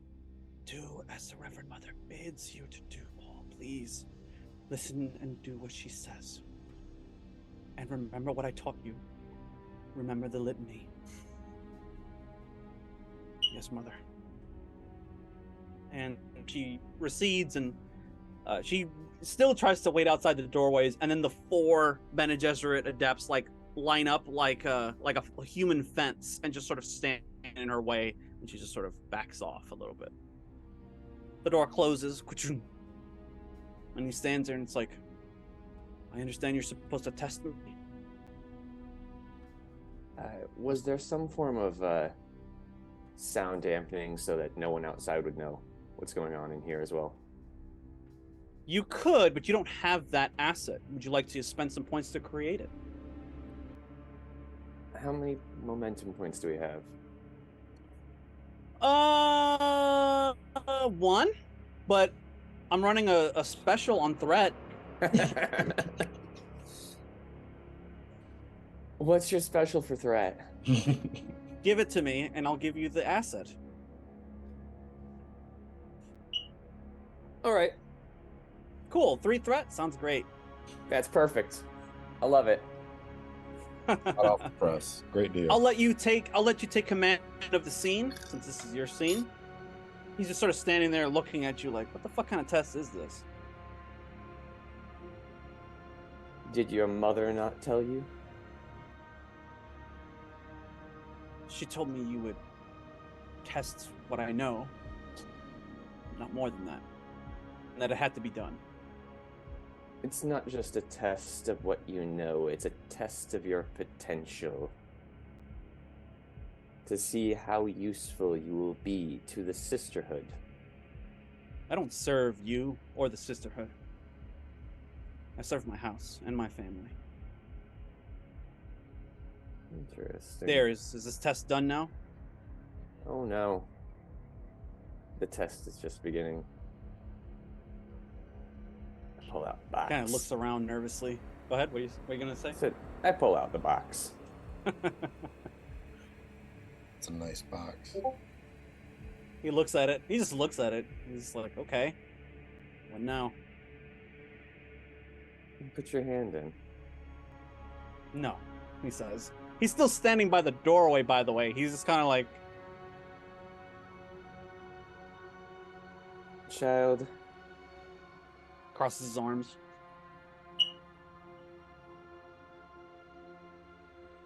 Voice time. Put your hand in the box. He resists. Go ahead and take a 1 point of advancement, because I'm going to drop those 3 threat you just gave me. All right.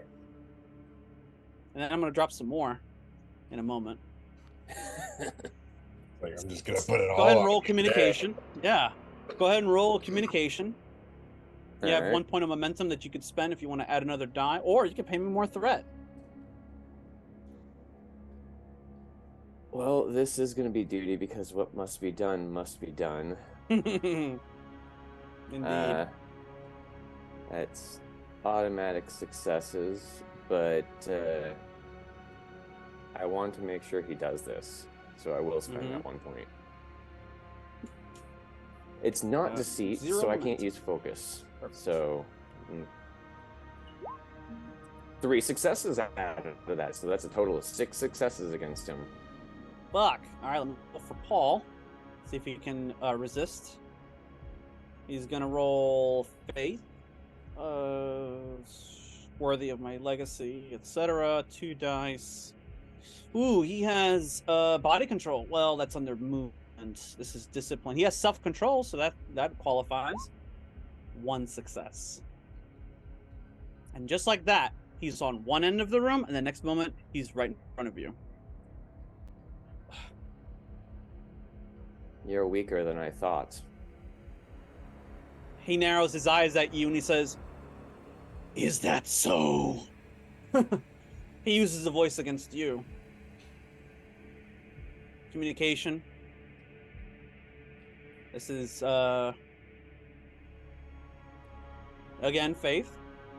He's got 2 dice. Spend a threat to give him 3. He is using communication, which charm does not lend itself to very well, but here we go. 2 successes. Roll discipline. Beat 2. Would body control be counted for this? Yeah. Okay.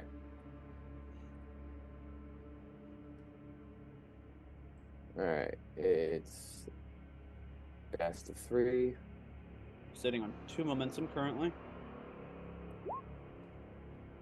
Oh! 2 complications Shit. and a success. Oh, My. that's Oh, not no, good.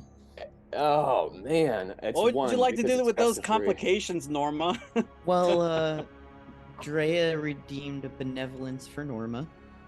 Oh, Oh, Yeah, thank you, Drea. so you get a boon here, is what it sounds like. With benevolence, that means you get an advantage on a roll. So I'll allow you to re-roll the whole set Okay. for this boon. You have to be 2 successes. Otherwise, you're going to be sticking your hand in that fucking box. Look at Oh, that. hell. Oh, Jesus. Drea saved the day. So you got 4 versus 2, so that's another 2 successes, and you're going to need them. So you tell this kid, he's like, "Oh, why don't you tell me?" You know, like he's pumping out his chest, putting out that bravado, and he's like, "You think I'm not very good with the voice? What do you think of this?" And you're just like, how do you respond to I that? think you need training. What's in the box? Sorry, I just really just want to say the line. Say it. Do it. Pain. He goes to remove his hand. Like, no, I don't want pain. Child, this is the nicer way we can go about this. Do you really wish to see the way where I force this upon you? You hold up the golden jabbar. I just wait to see his reaction first. You would talk to a duke's son that way? Now I pull out the gum jabbar. I would Little bastard, come here. threaten. I would threaten a duke's son that way. In his own house? You wouldn't make it past the courtyard. The sisterhood is allowed many things. An exit strategy is always one of them. Do you choose this exit strategy? And I My mother wouldn't Yeah. allow this. kind of put the gum jabbar a bit closer into the neck. Your mother What is is the that? reason why you're here. I thought I was the reason I was here. Very well. This isn't just a test for you, child. He starts to bead a little bit of sweat as he puts his hand into the box slowly. Give me a discipline observation roll, please, of your life. You, by the way, you have 4 momentum if you wish to spend it. All right. Spend all of it. Spend all of it. Would espionage count under that for spotting? Absolutely. Okay, good. This one's for And- you, Betty. And yeah, I will. What would that be? That would be 3 points for an extra 2 dice. Okay. So that would be a grand total of that. Using a focus. Excellent. Here's the click. That's 5 success. Yeah, Fun. 5 successes With a complication, but yeah. So I'm gonna say, wow, 2, 3, 4, 5 successes. So you get 3 momentum back. This wasn't a particularly good roll, but there is a complication. Paul doesn't see this, despite his hyper awareness. He's a little busy at the moment, but you catch sight of it. But by the time you do, it's almost upon you. You're not alone in this room with Paul. Something's floating in the air and moving closer. Oh, God damn it, I gotta do this again.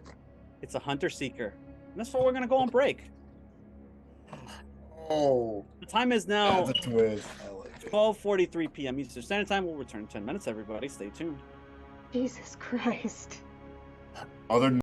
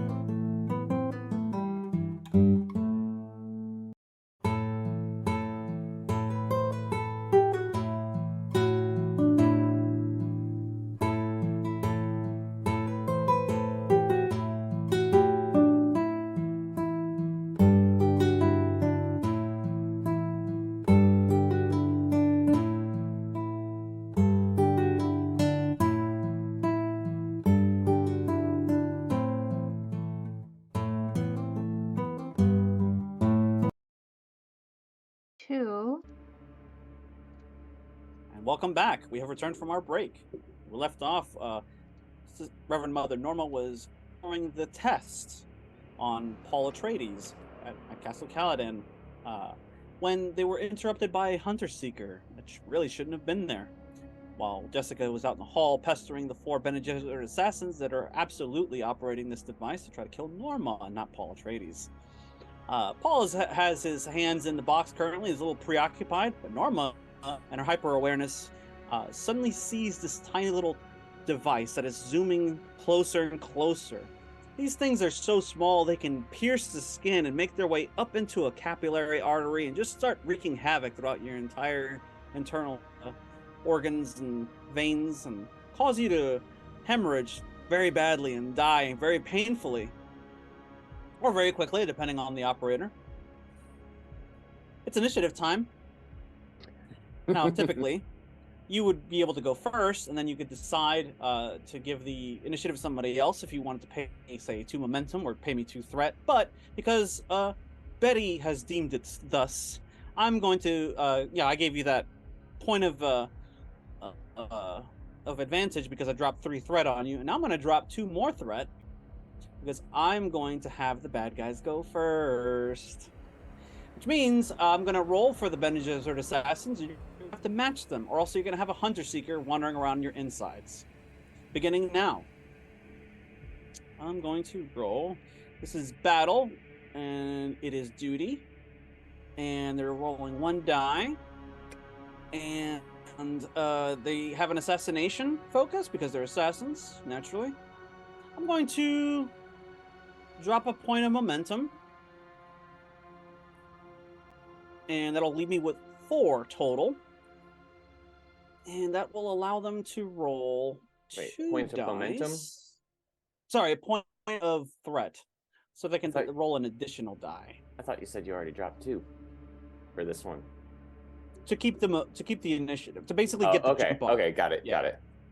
Yeah, so I'm gonna have them roll a thing, and they roll 3 successes. You need to match or exceed that. So, body control to avoid / avoid. I will spend 1 momentum and roll 4 dice out of that. Focus for body control for getting out of the way. 6 successes with a complication. Wow, you're full of momentum, right? How much momentum did you spend? 1. Impressive. So you lost 1, gained the rest, so you're full of momentum right now. Damn it. Wow. So you move extremely quickly as the hunt seeker goes to get itself embedded into your neck, and you're just like, hooch, and you catch it, and you move out of the way just in time, or using your Pranabindu abilities. And Paul is just sort of like, what's happening right now? You're jumping out of your chair, and his hand is still in the box. He's like, fuck, am I gonna die if I remove it right now?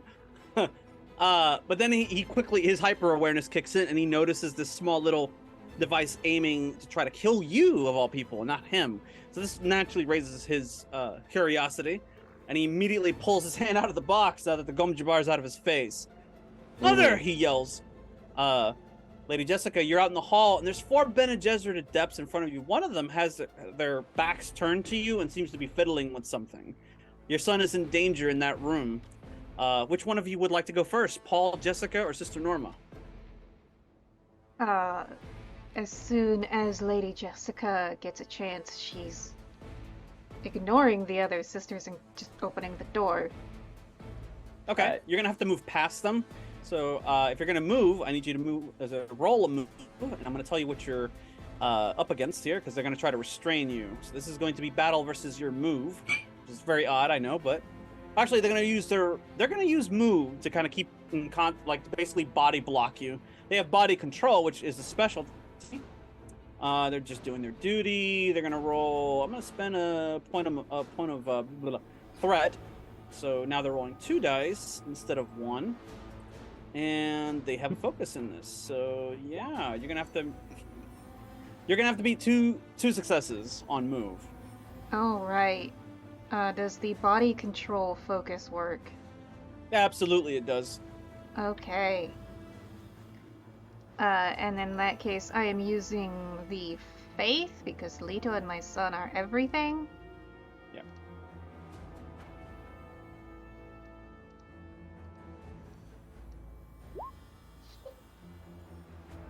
Fuck my That's a life. negative. Well, Jessica does have determination. She's a major character. So if this loads up with faith and you do have a statement in there, you could drop a point of determination. But you pay me in threat to do it because you're an NPC. Which means you have to pay me 3 threat. Do you want to do that? Sure, this won't have consequences later on Arrakis. Not at all. Not at all. Okay. So go ahead. That means that you can spend it, get an automatic 1, which means you get 2 extra successes, which not only do you succeed, but you get a point of momentum, and you're currently full of momentum, so you're fine. One of them tries to get in your way, and you easily you do one of these acrobatic moves where she gets into a ready stance, and you just slide between her legs, it's and you drop into a roll and into a ready position as the other ones begin to swarm around you. You run over to the door and you just throw it open. Mm-hmm. Put your hand on the palm lock, it swings open. You see Sister Norma is just diving over the side of the chair, and Paul's sweating, and his hand is just got removed from the box. The pain box tumbles to the ground. Who goes next? You get to choose, Paul or Reverend Mother Norma. Paul. Paul. So, what's honestly around me currently? What's around you? Oh, sorry. My mistake. So you can keep the initiative. You can pay 2 momentum to keep the initiative and then pass the ball, so to speak, to Paul. If you want to do that, you're at full momentum, so you can absolutely do that if you want to. Yeah, let's do it that way. Okay. 2 momentum. All right, Paul, you're up. Okay. What is around me currently? The chair, a little desk that she had the box on, which is kind of tumbling over currently. There's a series of bookcases in a circular fashion in the room. There's a window, 2 windows, a little desk. There's a couple different things that are around you. Okay. Rug, So, and this is flying in the chandelier. air, correct? And the box is on the ground. Zzz. Correct. Okay. How small are these usually? The Hunter Seekers, extremely small. They can fit in between one of your fingers. It's super tiny, but it's super deadly. Okay. So I think what we would do, and I see Jessica. You see your mother at the door, who's hysterical, and you see Gotcha. blurry movement behind her as the Bene Gesserit adepts are trying to apprehend her. I'm going to grab Mother Norma, and I'm going to bolt out the door, and I'm going to tell Lady Jessica, close the door behind us really fast. Close the door, close the door. All right, so you move and you grab Norma and you drag her with you to the door. Give me a successful move check so that you can evade captivity from the Hunter Seeker. You need to give me at least 3 successes with move. Okay, you need move? Yes, move, and you have 4 momentum currently that you can spend. Okay. Seeing as that I am being moved, may I assist this roll? You may, yes.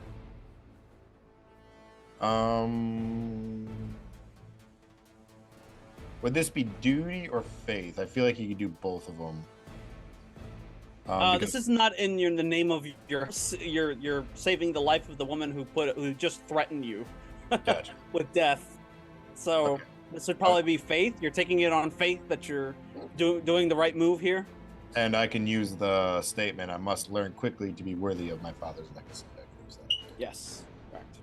And I'm going to definitely use some momentum. How about Cool. How much? This is a pretty important roll, so 3. 3. That means you get 2 dice additional to that, so it means you're rolling 4 dice for this move roll. Go ahead. And can I, with my assist, can I make a discipline body control? It would be move Okay. in this case. Okay. Yes, but it works out the same. You could re-roll the die because you have Prana Bindu. Same goes to Okay. you, Paul. You can re-roll anything you got there. As this also applies to Lady Jessica, and my assassins. And I got 3 Yes. successes. 3 successes right on the dot. You're good. So you don't even need Norma Yeah. to roll, but she gave it to you. Make it She gave you 4 a just success to get anyway. that momentum so... back. Now, this is an extremely dangerous thing, which means the threat for complication is much lower than usual. So what that means is on a 16 to 20, there's a complication, which means you drop an asset or you're delayed or some other concoction comes up to dampen your moment.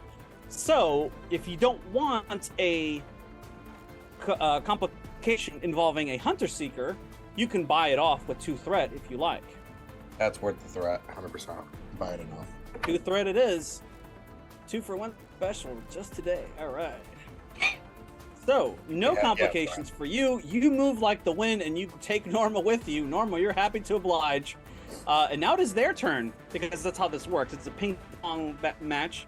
So Jessica and Paul have gone. Now one of the assassins is going to go. I'm going to say it's the one utilizing the hunter seeker. Well, actually, I'm going to say it's the one that's right behind Jessica, who reaches around like this and tries to put you in a lock. I need you to roll battle, Jessica.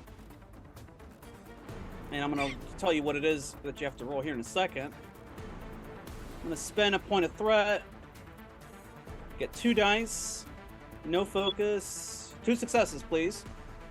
All right. I'm going to continue using faith. Oh. One moment. A lot of benevolence has been dropped by Lupine. Null of benevolence, you say. Okay. Who specifically? She paid for everyone to have one. Oh, shit. Okay. So you get a free reroll of your choice. You can reroll the whole set or one particular die. Okay. And don't forget, you get to reroll 1 automatically because of Prana Bindu. So you've got Okay. lots of rerolls. Short blade focus applies. Ah, you're using a blade. Okay. That's 2 successes. You match. So yeah, you see this Bene Gesserit assassin reach around like this and try to put you in a lock, and you match her movements with a hidden blade that you keep around your bodice. You bring it up and like you point the knife is small enough that the blade fits through one of your fingers. So you just hold it up like this, and she runs her arm all over that blade, and she's like, ah! She recoils in pain. Excellent. Now that you have gone, or actually now that the assassin has gone, it goes back to you. But I'm going to spend 2 threat to keep the momentum and have a second assassin go. So out of 4, this is going to be number 2. She goes and tries to pull you back, and she fails. The other one does a similar trick that you did before and kind of squeezes in between you and the door frame and tries to meet Paul head on as he's running. She too pulls out some blades and tries to skewer him with them. Or actually, she tries to get him out of the way first and skewer Norma instead. So let's see. You can assist in this role, Paul. Okay. She's gonna use blades, which is her specialty. Let's see, short blades. In This is a particular. roll for Norma, right? This is a roll for Norma, and you can assist, which means you roll 1 die. 1 second. Okay, I just roll 1 Nice. die. How do I roll 1 die on the sheet? Shit, I forgot about After this. you click through, you have the option of how many dice you use. Oh, By the okay. way, these are concealable daggers that have 2 quality, which means they automatically get 2 successes regardless of Mhm. whatever they roll. Forgot to add that to the Hunter Seeker, but it's okay. Adding a focus, yes. Okay, so she got 2 successes and a complication, which I will buy with two expenditures with an expenditure of 2 threat. Oh, Jesus. Oh, that's a Wow. complication. Yeah, Wow. thanks for helping. Yeah, you're So welcome. this is what that means. So she's going to skewer Norma, and you're standing in the way. So if you're trying to assist, you might zig when you should have zagged, and you might end up getting tagged by these daggers. Now, she rolled 2 successes, and her quality is 2, which means you have to beat 4 successes to get out of the way of these Jesus. blades, Norma. Roll away. Damn, I thought the quality just got added on if it succeeded. Fuck. Well, she's setting the precedent for you to succeed or fail.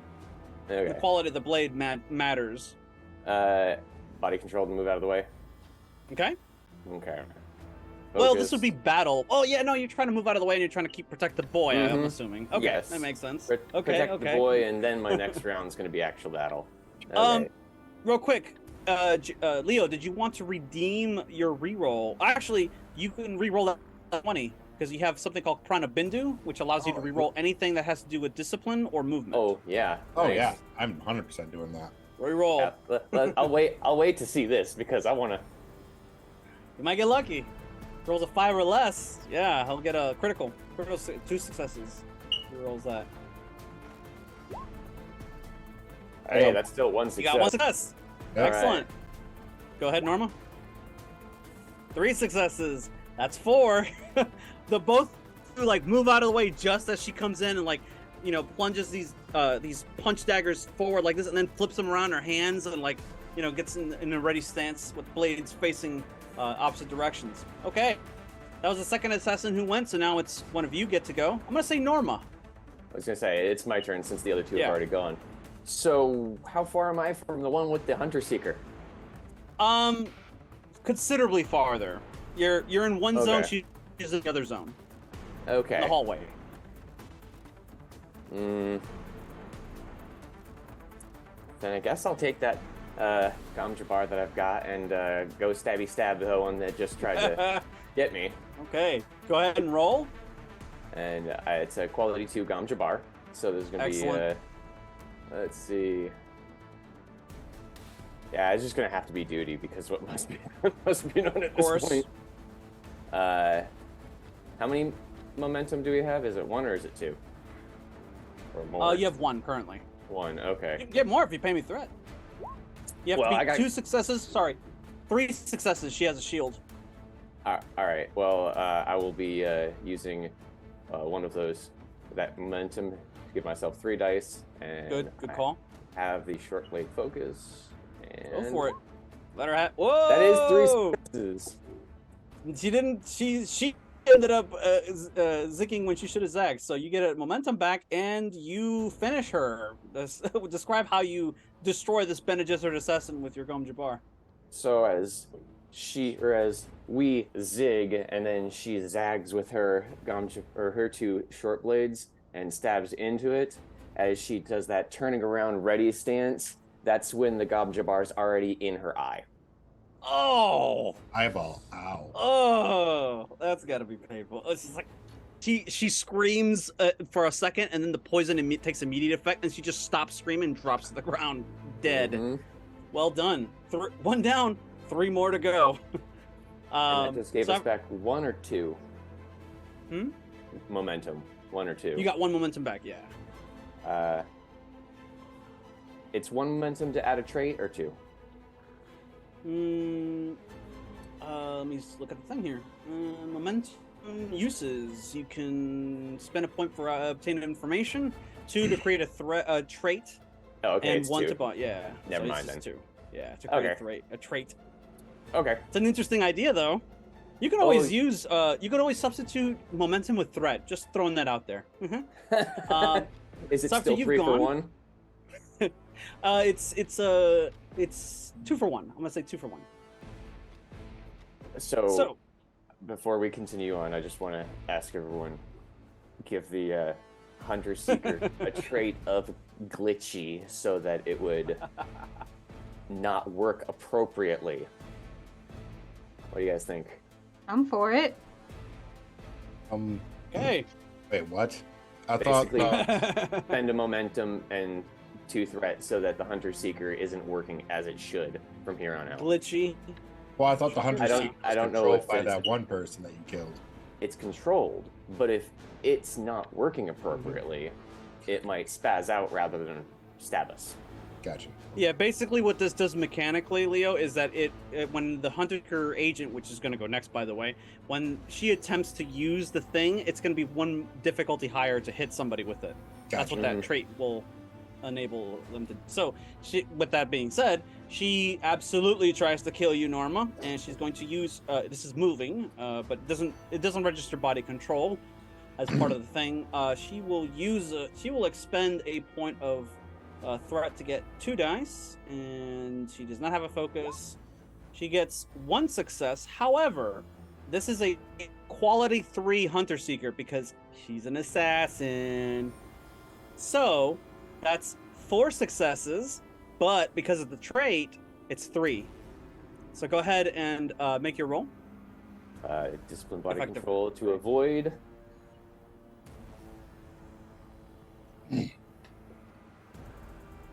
Yes. Focus, yes. Holy shit! Yes. What the fuck is that? Instantly. Really? Wow. Why can't I have what the? So Hey, this is life and death. This is life and death. You get 3 momentum back from this. And yeah, this thing is zigging and zagging and trying to get you, and you just describe how you maneuver out of the way and effectively remove the Hunter Seeker from the combat. So I am still holding said box. It has just been in my hand the entire time, and as it passes, like it weaves by one time, and I do that quick slide out of the way motion, and then as she turns it around really quickly, it does some weird wobbling out of control from the glitchy part, and that's when I realize I have a chance and swipe that box around and just swing it and slam it into the Hunter Seeker. The Bene Gesserit assassin in the hallway has like a little thing over her eye and is working like a little panel that like accommodates and wraps around her arm, and when she's doing like all of a sudden she's like just takes the thing off and just gets into a ready stance, pulls her weapons. I'm not going to claim an initiative for the remaining 3 for another one of the assassins, so it gets to go to one of you. So now it's either Paul or Jessica get to go. I think Jessica. Yeah. So the one thing that Prana Bindu is really bad at protecting against is blunt force trauma. So Lady Jessica has no idea what's going on, but these people are clearly trying to kill her son. So grab the closest Bene Gesserit to her, just grab onto her veil and slam her face into a wall repeatedly.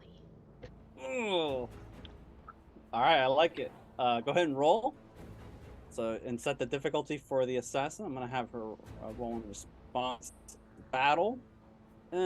She's up against somebody who's notoriously good, so she'll spend a point of threat to get 2 dice. I will spend a point of momentum. Very good. All right, so. Oh, fuck my life. You got.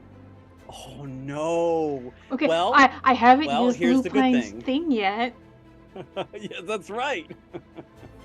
You can re-roll all that. I'm going to. Thank you so much, Lupine. Well, these re-rolls, this might be a very different battle.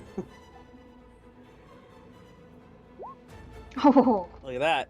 All right, so you got 4, and you beat. Well, she has a shield on, so grabbing her would mean you get its difficulty 2, but you beat it by 2, so which means you get 2 more from that. So you effectively bash the shit out of this one woman. You grab her veil and use it you wrap it around her head, so it's more difficult for her to see what's going on, and you just push her head repeatedly into the threshold of the door frame and just she slumps to the ground. 2 down, 2 to go. After you go, one of the remaining ones sees you put down her buddy and tries to do a slide and leg lock you. Go ahead and roll battle.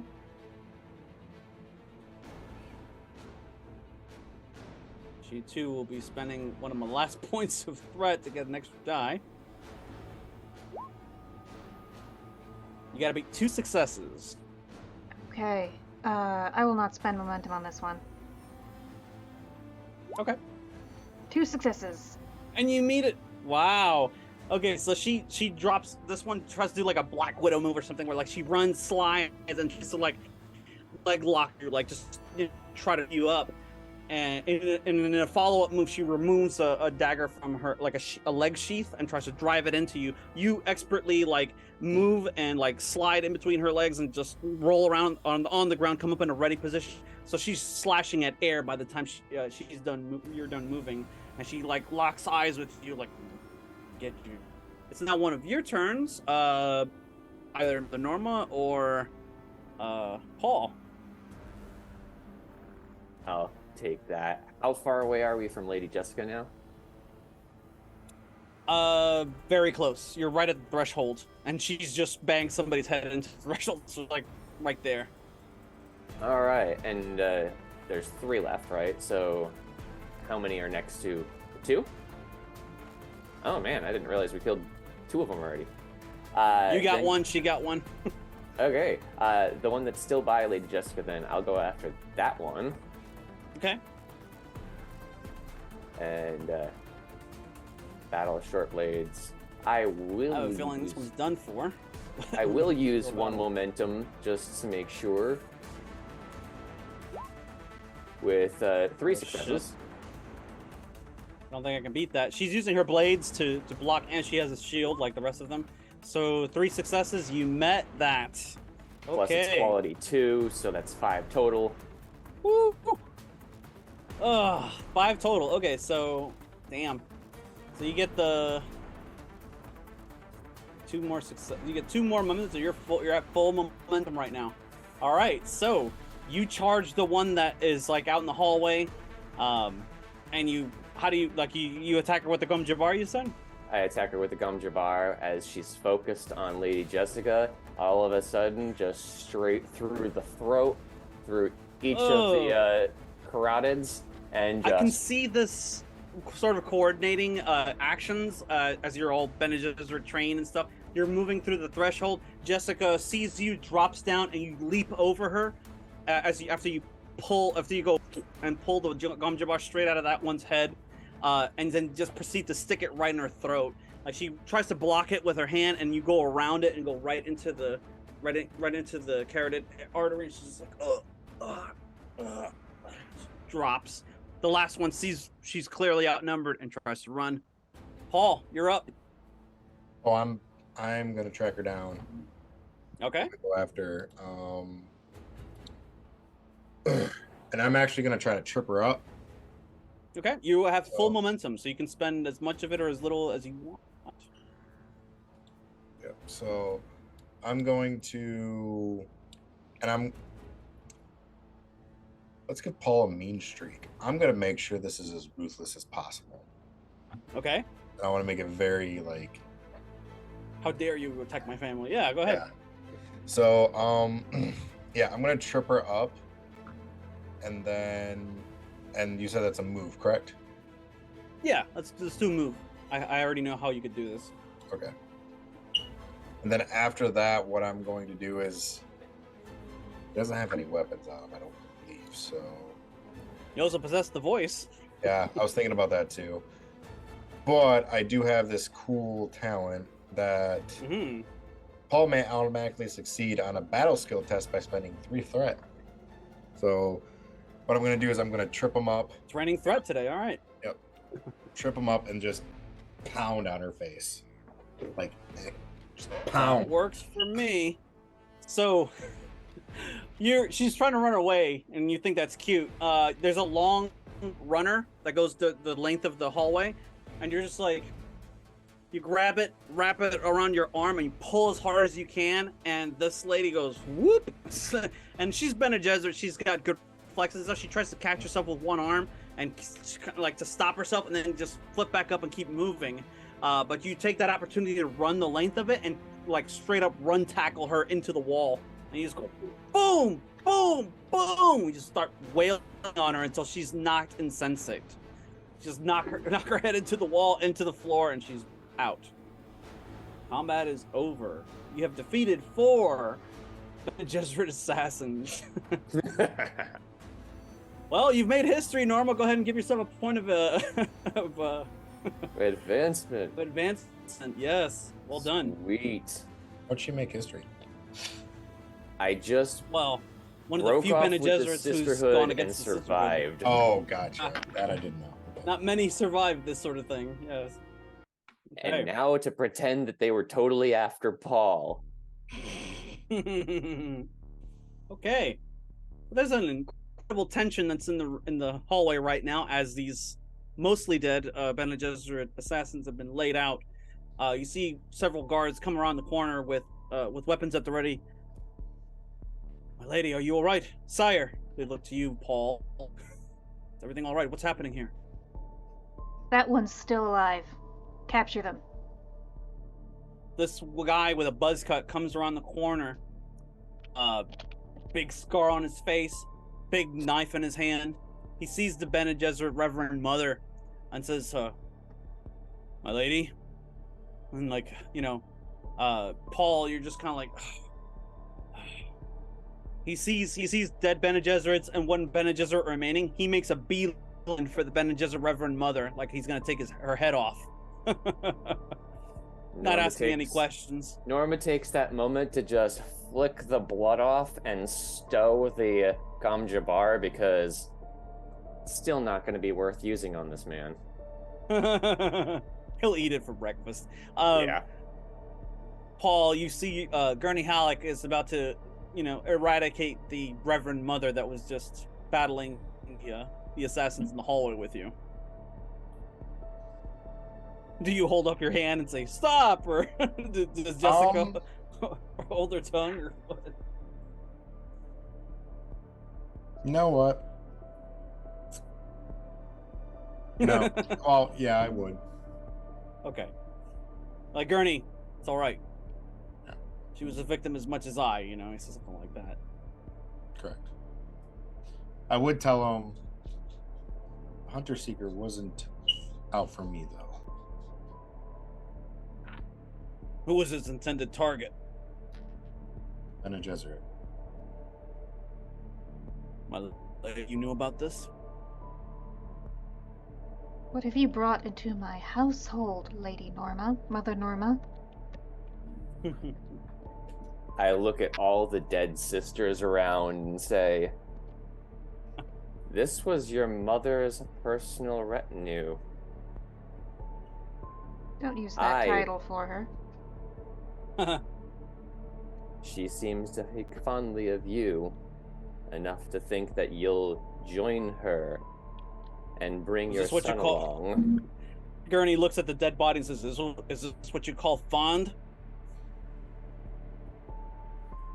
I look around again and I say, I was the one sent to test him to make sure that she didn't sway the opinion inappropriately.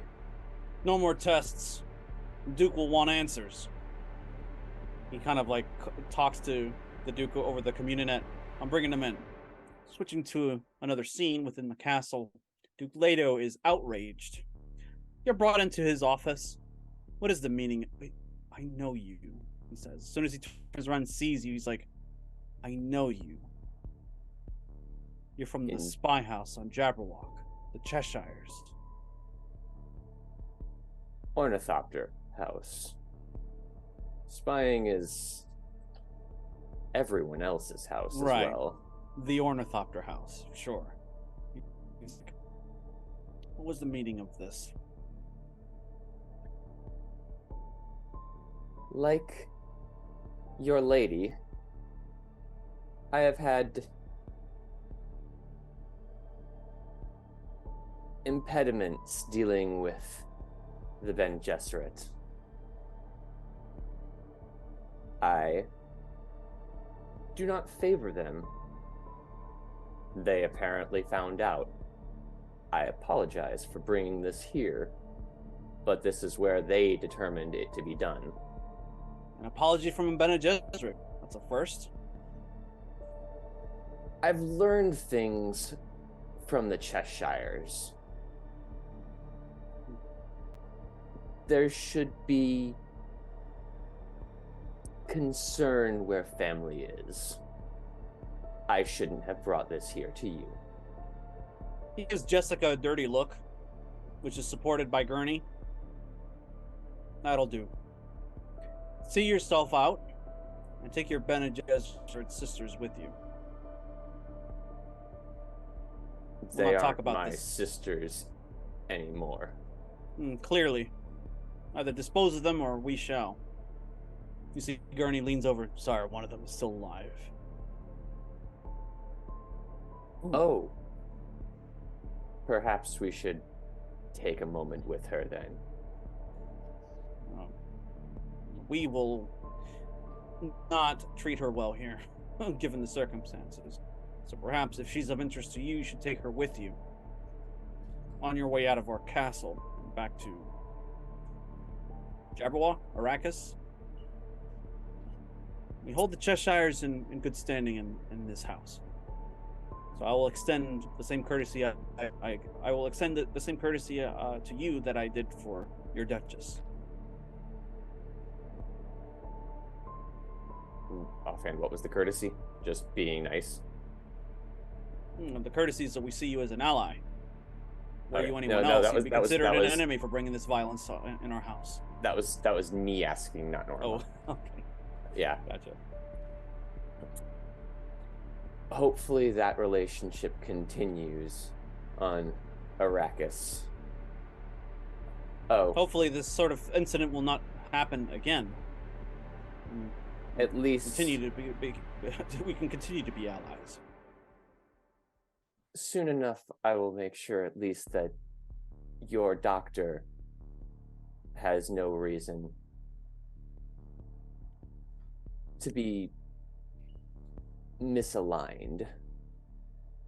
You're speaking about him being pulled into the Harkonnens. We've already discussed this with him in private.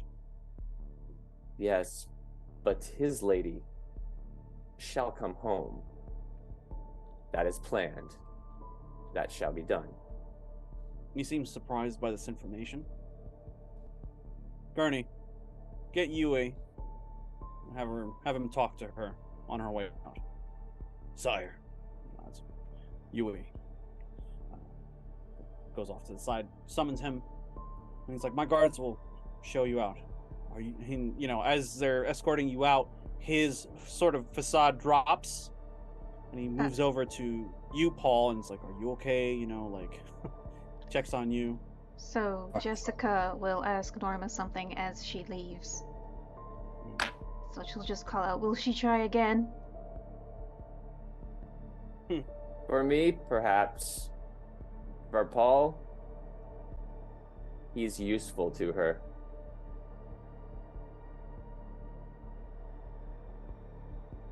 As long as she thinks so,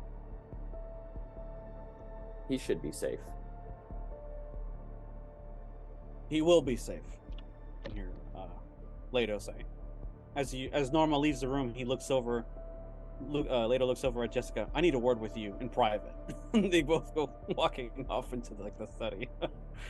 Norma, you're escorted out to the Thopter pad. What are your instructions to the Atreides soldiers concerning the dead and still alive Bene Gesserit adepts?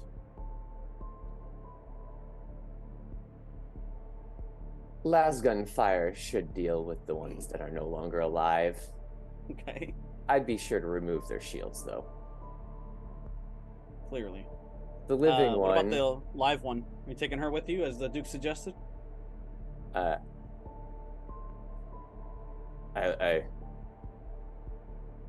state, as long as she is properly immobilized, I shall take her along.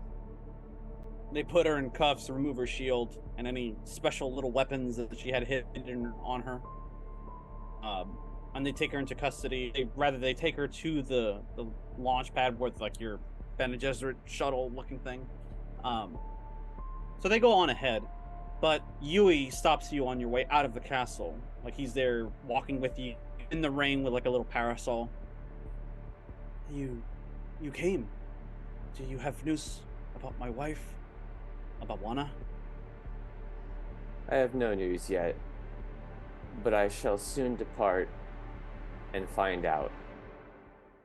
She will come back to you, one way or the other.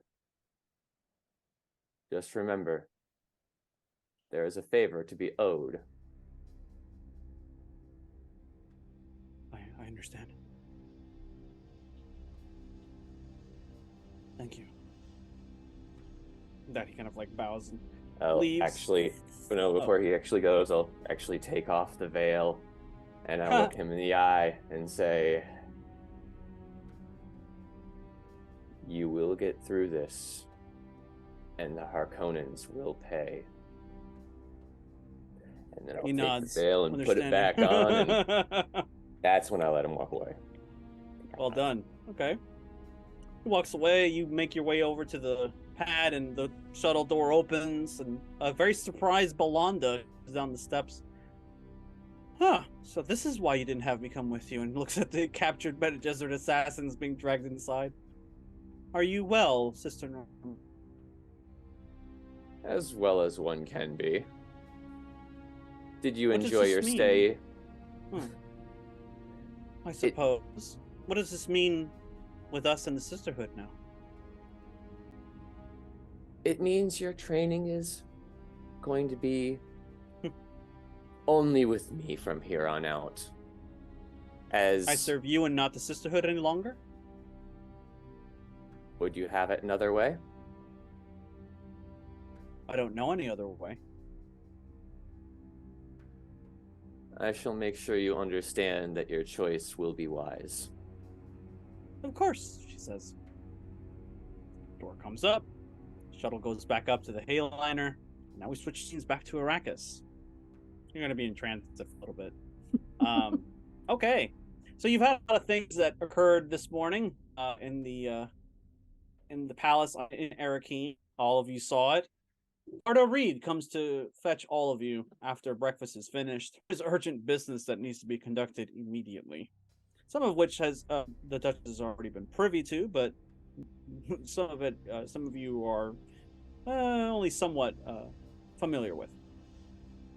You're all there. So Sheer, Archibald, Elois, Amira, and the Duchess, of course.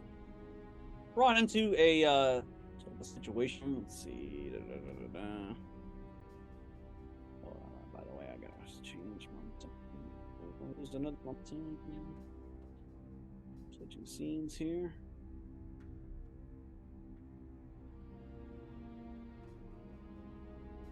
Very good. Okay.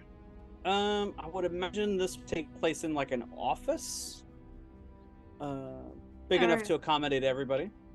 The normal house meeting room. Sure. Archibald and company are here. Amira is a little surprised that you're being for house business. You're usually kind of like left to yourselves to do whatever you like around the palace. I'm gonna say that Dr. Sloan is also current now that he's finished exhuming bodies. Oh yes. Now then, what's all this about? Once everyone's gathered, I'll deploy my Ixian dampener. Wise. Yes. Pardo Reed waits for somebody to do that, and then he proceeds. We have a particular situation that is taking place. There are many moving parts, and we are entering a time right now when there are many people who seek to take our lives. The Harkonnens may be one of them. Perhaps in retaliation of what was done with Alexei Gim and the disposal of his body in Arrakeen. This may also have to do with the recent unpleasantness that took place with the captivity of the Duchess and Massim. There may be other ones that I'm not currently able to recall. However, in the recent meeting that we undertook, it is understood that there is a very large spice hoard that the Harkonnens keep on the Observatory Mountain, and I understand that we have our Fremen friends working alongside the Atreides Swordmaster and the recently rescued Naib of Siege Tabir. There's a tremendous amount of spice that can be gained, but not only that, but leverage against the Harkonnens. If it was indeed the Harkonnens that caused one of our allies to have an unfortunate incident in the Imperial Basin overnight, then more of these attacks will be proceeding in the weeks coming before the Atreides arrive. There have also been reports around the palace that there may be some sort of communication taking place between agents that wish to do us harm, and their compatriots either within the city or within the palace itself. It's like if we're going to take action against the Harkonnens and other enemies that are besieging us at the moment, namely the Atreides twins, or one remaining, then we need to act now. Currently, the window for acting on this spice horde for leverage and personal enrichment is closing by a day. It's like if there to be a over to Zoshir Razia or raid, that it must conduct it.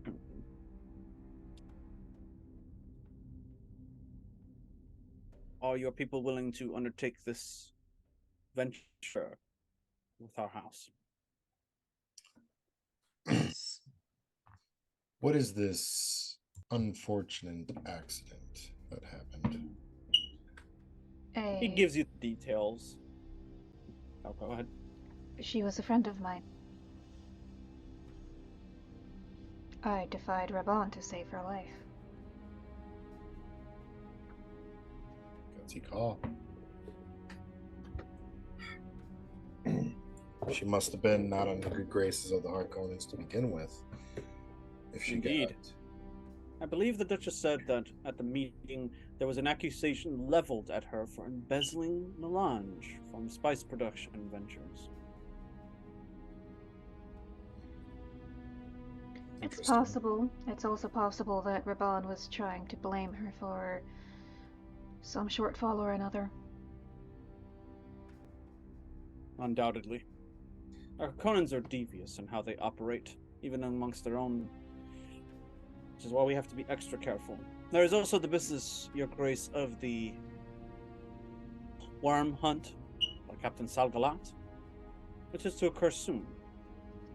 So, sorry. Are we to expend any house assets for this particular endeavor? Our creakiest ornithopters. So no actual expenditure of house retainers to this hunt at all. Just enough to put up a good show. So no specific major characters is what I'm saying. Right. Like, we're not gonna send Archibald to go hunt a worm. Oh no. Okay. I would have. To be honest with you, I'd decline that. Anyways, I have a question. Would he know? Would he give out the details that this ornithopter was done like in the vein of how Federico died? Yes, he reported that to Daphne. So, and since you asked, he's like, yes, there are definite parallels to this, which leads me to believe that this may not be the work of the Harkonnens, but of Cardis twin, Gregos of Cardis. Seems like they're trying to frame me again. I don't think they're trying to frame you. I think they just have a very limited toolbox. And they keep trying to use the same tactic over and over again. That means he's here, though. Message. Indeed. And his agents are here. I suspect he's not working alone. Given everything that we've seen so far, he's undoubtedly has other people working for him on Arrakis. Local criminal element, potentially. Possibly Tleilaxu. Speaking of Uncle, who are your wife's friends? Ah! There it is. Okay. Friends? May you elaborate? She tried to coordinate an embarrassment against me this morning. You were there, you saw what happened. That I did. To be honest, it was kind of amateur hour, if you ask me, but it was extreme amateur hour, but As Mr. Reed has made abundantly clear, what we're doing could, if we step wrong, get us all killed, and what I don't need is some three-penny upstart nipping at my heels while I try to protect this house and family. Agree. So rein her in. And I agree.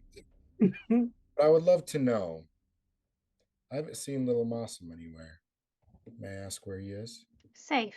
Safe. That's exactly what Pardo would have said in defense of that. He's safe. Don't ask any more questions, please. And that's when I stare at Pardo and I'm going to be like, you said that really fast. I'm a Because very good mentat, he says. Something must have happened.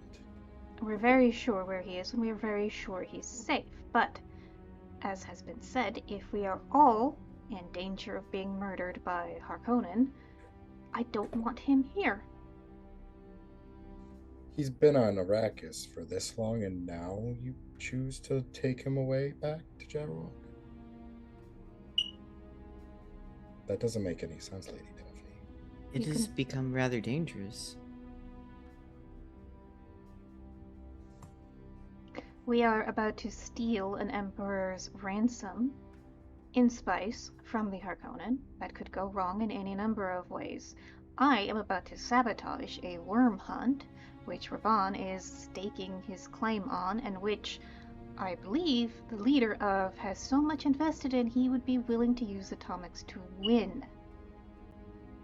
These are two very dangerous situations coming up on. Yes, I don't want Mossum anywhere near any of them. I agree. But I'll believe you for now. I do feel like there's more to this, but that's not my business. On another Speaking note, of business, oh, sorry, go ahead.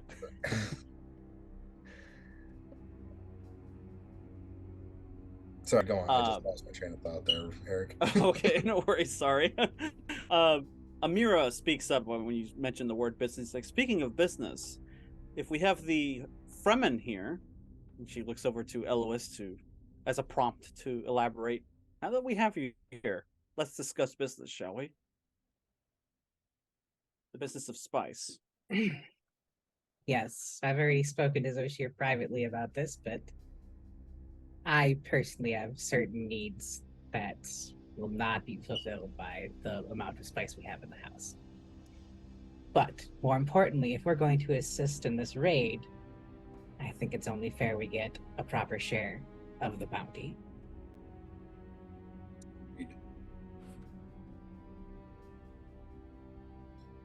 I had expected such, and that is reasonable. Can we work on the Pardo is like, there's an estimated, tens of millions of Solaris in spice in this observatory mountain. The Harkonnens are working night and day to move it all very secretly off of Arrakis and to Gidi Prime. So there's two potential targets of opportunity here.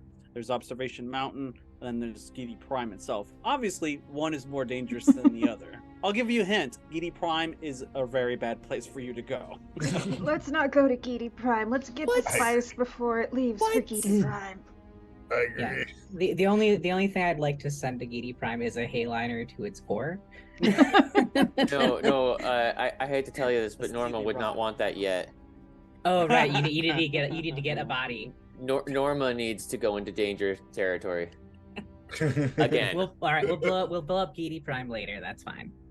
Oh yes, and actually, quick question, Devin. Would Norma be heading towards Gidi Prime or back towards Arrakis from Caladan? Considering that Norma's currently just got Norma, probably going to Arrakis. Okay. But right. Actually, because you'd be going into Gidi Prime with no backup. Yeah, no, Belladonna and Belanda. Yeah, I know. Yeah, Arrakis. Out of character, let me get my giant army first, and then we'll go to. Well, It's good that you mentioned that, Archibald, because the observatory mountain is flooded with Harkonnens, and this has been reported as much by Duncan Idaho, who actually ran reconnaissance there previously. There are like well over 100 Harkonnens there on a regular basis. So if you're talking about taking people to this place to raid it, you're talking about taking units to siege it, which means you're going to be dealing with warfare rules, which means this is your wheelhouse more than it is anyone else's. Well, first thing that we have to do, I'd recommend going back to Jabberwock to at least get some Varangian Guard. Oh, your Varangian Guard. You remembered. Very good. Yes, you left them back on Jabberwock to make it a good show. Like, you're not coming with your personal bodyguards to Caladan and stuff. And then, things happened on the Hayliner, and you were declared dead and such, and you ended up on Arrakis with no bodyguards or protection whatsoever, except for your housemates here. So yeah, you can absolutely request that your Varangian Guard. It's a very elite unit, so it's not like you have like one or two units that you can use in warfare that act as that, and they are incredibly deadly that you could deploy for this assignment. So, quick question on that part then. I'm still dead to everybody, correct? Now, here's the thing. You were declared dead by the people on that Hayliner, and beyond that, no one really knows, except for your house people, the House Cheshire. I mean, you didn't have a funeral or anything like that. So I'm dead, but I'm not dead. Like, so Daphne said we were going to have a fake funeral. On Arrakis or on Jabberwock? On Arrakis, like a family affair. So it would make sense, your nearest and closest would want to come here to pay respects. Gotcha. Because that would have been quite telling if you had done that, and then that heiress shows up at the breakfast table and sees that guy who's supposed to be dead sitting right across from her. Yeah, that's what I'm like. Taking orders from the other person who's supposed to be dead. Like, that's weird. Okay. So yeah, technically you're dead on Arrakis, but perhaps news hasn't reached Jabberwock or other places unless you want it to. But then that means that House Livrius is effectively without heir. Yeah, no, that's why I was like, I don't. On Arrakis. Okay. Yes, on Arrakis. But yeah, like first I up a lot of people. But okay, yeah, you can send word to bring your Varangian Guard back. Okay, that's one thing that you can do. What else? At least as far as like, that who knows this actually? Zashir knows, as does the Duchess, that Kyra afforded you any number of units, auxiliaries, and money and weapons, whatever you need to conduct this razzia. A show of faith to the other tribes, and specifically Stilgar's tribe, to kind of like strengthen relations between her siege and theirs. So I actually have one other person that we should go to. Okay. Another group. I'm gonna get an audience with the spice smugglers. The spice smugglers? Oh, interesting. Okay. Second here. So how long does it take to change the heraldry on an ornithopter? If you're replacing it, it probably takes longer than just to remove it completely. All right. That's funny you asked, though. We will donate the nice working ornithopters to the razzia, and if there is time, absolutely remove any Cheshire heraldry or branding or anything. Okay. If there's time, add on some of Cardis heraldry. Yeah. Just as a light little fuck you to the people that are trying to kill you. Okay. Yeah, it's a nice touch. And make the Harkonnens ask like really weird questions if like they manage to capture one of them. You know what? We will let them capture one of them. The one that absolutely does have the Cardis heraldry. Okay. That's a tactical question for you though. Archibald, because you're told this is going to take place over the course of the week. So by the time the razzia takes place, it's going to be a week later, which means you're going to lose out on some of that spice. But Norma's going to be able to join the group if she wishes to do so for this to whatever capacity. But during that week, as the Varangian Guard are coming back, you're having to make decisions as to how you want to approach. You're given the specs as to like where this thing is situated. It's like 8,000 meters high, and just to get to it, you have to climb like 4,000 meters. So it's a day's worth of travel just to get to the place, and then another day's travel to get up to the top where the Harkonnens are at, unless you use ornithopters. Problem with using ornithopters, though, they have that location and several other high place locations nearby that act as outposts that basically warn them. They act as like an early alert system. So if there's an incoming ornithopter or something like that, they'll know about it. They'll see it on radar. So they would have the advantage to spot you coming if you arrive on an ornithopter as part of your plan of attack. If you use ground forces, you'll probably catch them with their pants down, because that's how Duncan Idaho was able to run reconnaissance on it. Yes, but he came with the Fremen on foot. Yeah, but the problem is you also have to climb an 8,000-foot wall, basically. Yep. You could lose soldiers. Yep. You could do a two-pronged attack as part of your strategy. Bring the ornithopters to draw their attention away. In game terms, this would mean moving your units boldly to draw their attention or move them on the board, while your ground troops move in and assault.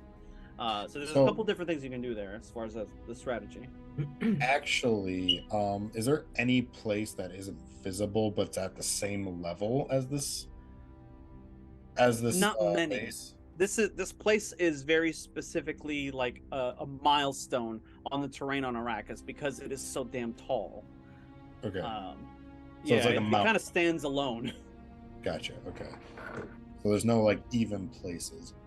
All right. So there has to be some sort of emergency exits of some sort, like faster ways to getting down the mountain that we could potentially use to make it go up. Yeah, you don't imagine seeing Harkonnens use those methods to get in and out. They probably almost exclusively use vehicles to get to and from the location. But yeah, you imagine that logically there would have to be a way for Duncan Idaho and the Fremen to have worked their way up in such a manner to perform reconnaissance successfully. So yeah, absolutely, there's different ways ins and outs, and of course the Fremen would be aware of most of them, if not all. Gotcha. Also, is this like a dirt mountain, or is this like a traditional like stone mountain? It's a stony barren basically. Gotcha. So yeah, there's because of it exists within the rocky area of the Imperial Basin. It's basically right along the shield wall. Like the shield wall is vast, and it like lies somewhere like between it and the Imperial Basin where Carthag and Arakeen are located. Gotcha. So you could like fly right there in in an between afternoon. each other. Okay. So any other questions, logistical or otherwise, regarding this particular mission? Sandstorm. When's the next one? Kind of hard to predict, but the thing about the shield wall is that it keeps things like sandstorms out in the desert. So you're free from that, and that's not something that you could utilize as part of your tools in your tool set. So I could utilize that. Okay.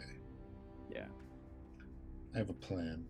Well, I mean, it's something that you can't use within the confines of the shield wall. If you go outside the shield wall, you'll encounter Coriolis storms aplenty, but while you're inside the shield wall where this place is located, there's not going to be much of that in the way of cover. Okay. So you would imagine you could strike at depending on how the Harkonnens operate, you can try to strive to attack during the day or at night or somewhere between dusk, dawn. Okay, so last question about the sandstorm. How particularly deadly is it? Extremely. Depending, well, it varies, right? Deep desert, you'll get Coriolis storms. Zoshir and Amira were present during a Coriolis storm, or deep desert storm that basically stripped the metal and paint off of an ornithopter that had crashed there. Like, it's really deadly stuff. Okay. Are there sandstorms that are lesser that can? Yes, lesser caliber, sure. Gotcha. So I would definitely. I'm going to be honest. I would definitely want to do it in something like that. I would. That's kind of an unpredictable bellwether that you would have to ring for this particular thing. Like you would have to wait and just see the forecast. Although you could utilize the guild if you wanted to, like fork up a little bit of cash or something, or do a favor for somebody. They could use their satellites to show you like the forecast and say, yeah, there's a storm moving out this way at this time. This is what this is going to look like, and they can kind of accurately predict and forecast like when you can arrive if you want to do so during a storm or something like that. Okay.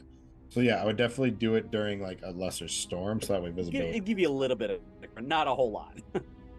You'd have to be pretty high up, I would imagine, before you would dive back down to assault to be able to fully utilize something like a storm. Yeah. So obviously, we're definitely going to go with ground troops, just because the fact is we don't need to be getting shot down. Right. We could definitely use. So what my plan is I'm going to use the sandstorm as cover for the ornithopters, and basically they're going to get attacked from everywhere. So once they get up there during the snowstorm, everything's going to be up here, but they're not going to, basically what you said earlier, just using it at the right time. In the lead up to the attack, you've got about a week to plan this out. Did you want to pursue communication with the smugglers with or without somebody like, say, Elois, who probably has connections with smugglers on Arrakis through her guild contacts? No, she could definitely come. That's up there. Okay, so that's something that we can set up here. Yeah, absolutely. Okay. So here, you receive contact from Kyra at some point. Somebody from her siege comes to see you and says, we have assembled the necessary troops and weapons, whatever you require. Where shall we send them, and how and when do you need them by? And just out of curiosity, like, how many units are you requesting, like, to put on the battlefield? Like, I need like 3 groups or 4 or whatever. Like, what are your plans regarding that? All of that, no.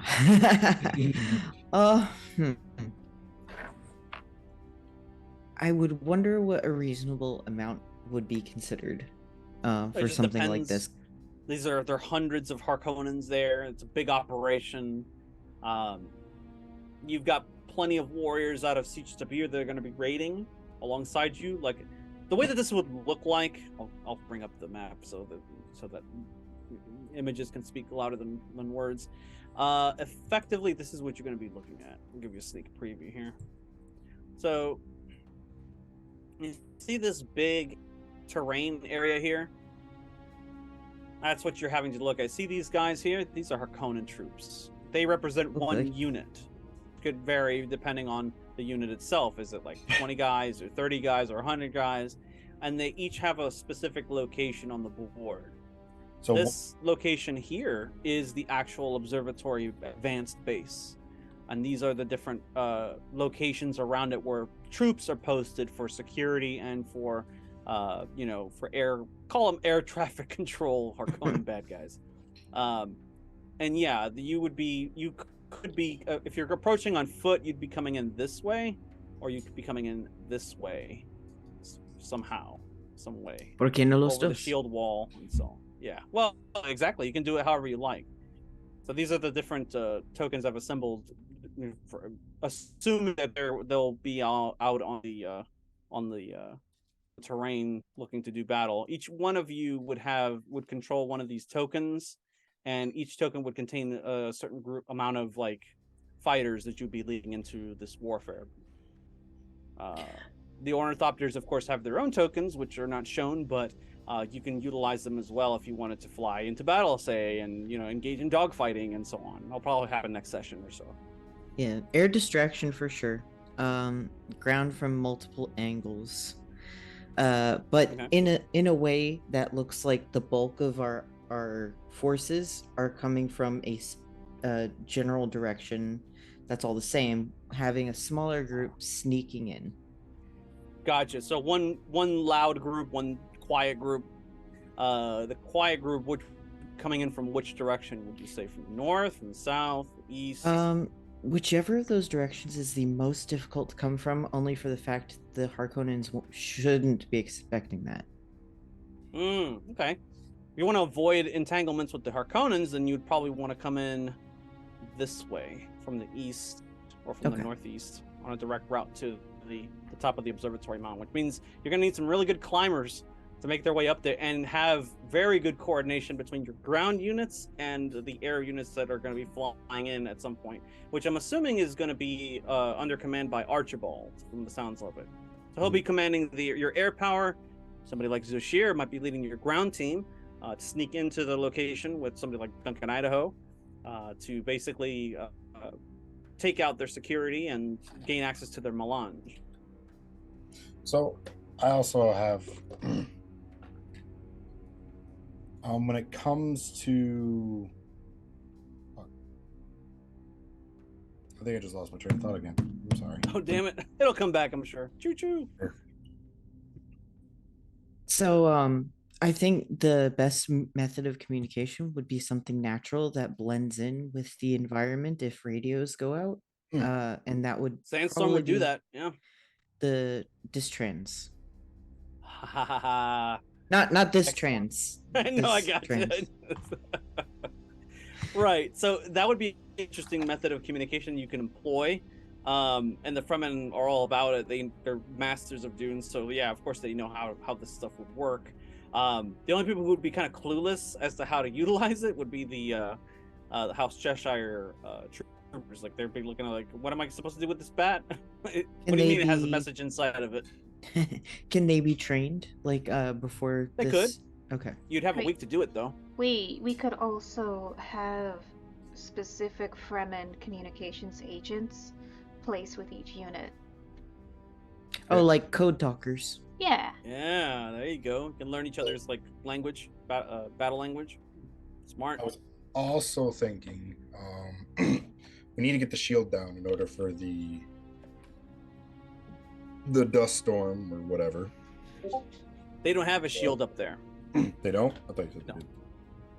This was a botanical testing station that was converted into a spice hoard by the Harkonnens, which breaks so many Imperial laws. Yeah, they're basically using the Emperor's private property to store the stuff that they're skimming and keeping from the Guild, the Emperor, and from Chone.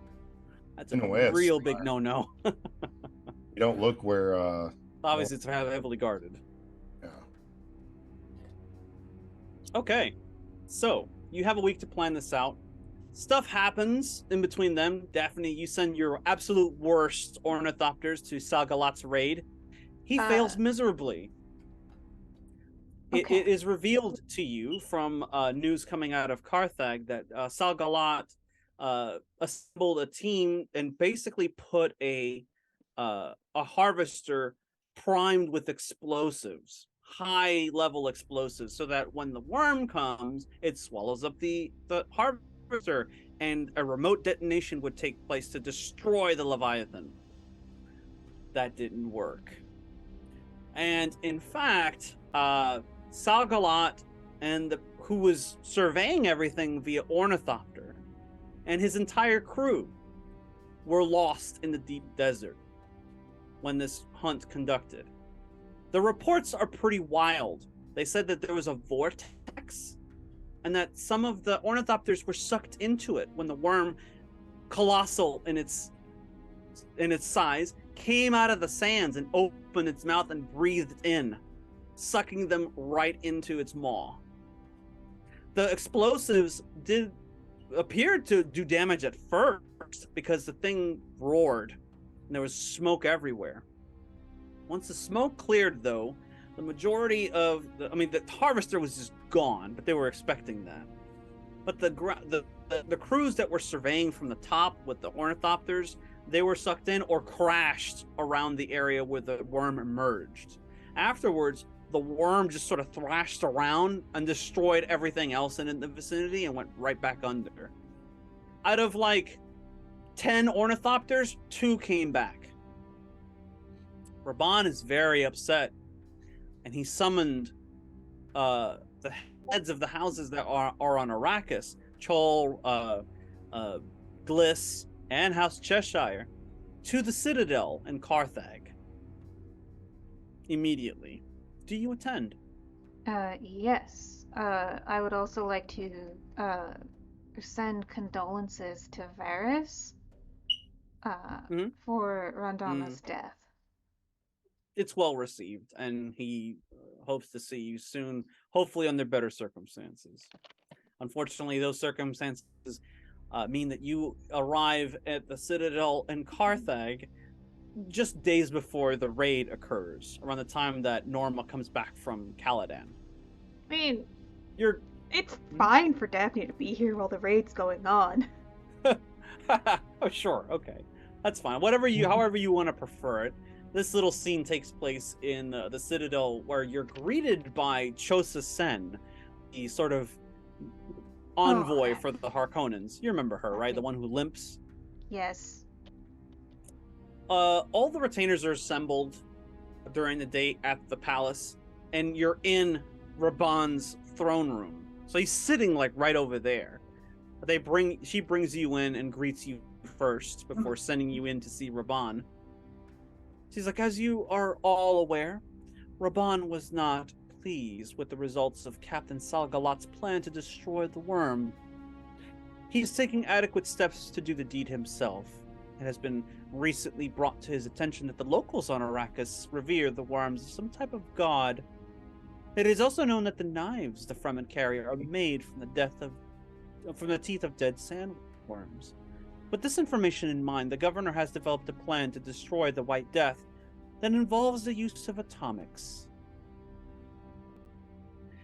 This would, of course, still be in accordance with the edicts of the Great Convention. After all, the forms state that no house shall employ the use of atomics against human targets.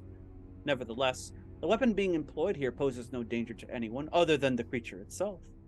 The governor is expanding on Captain Salgalat's original plan of allowing the worm to consume its own death.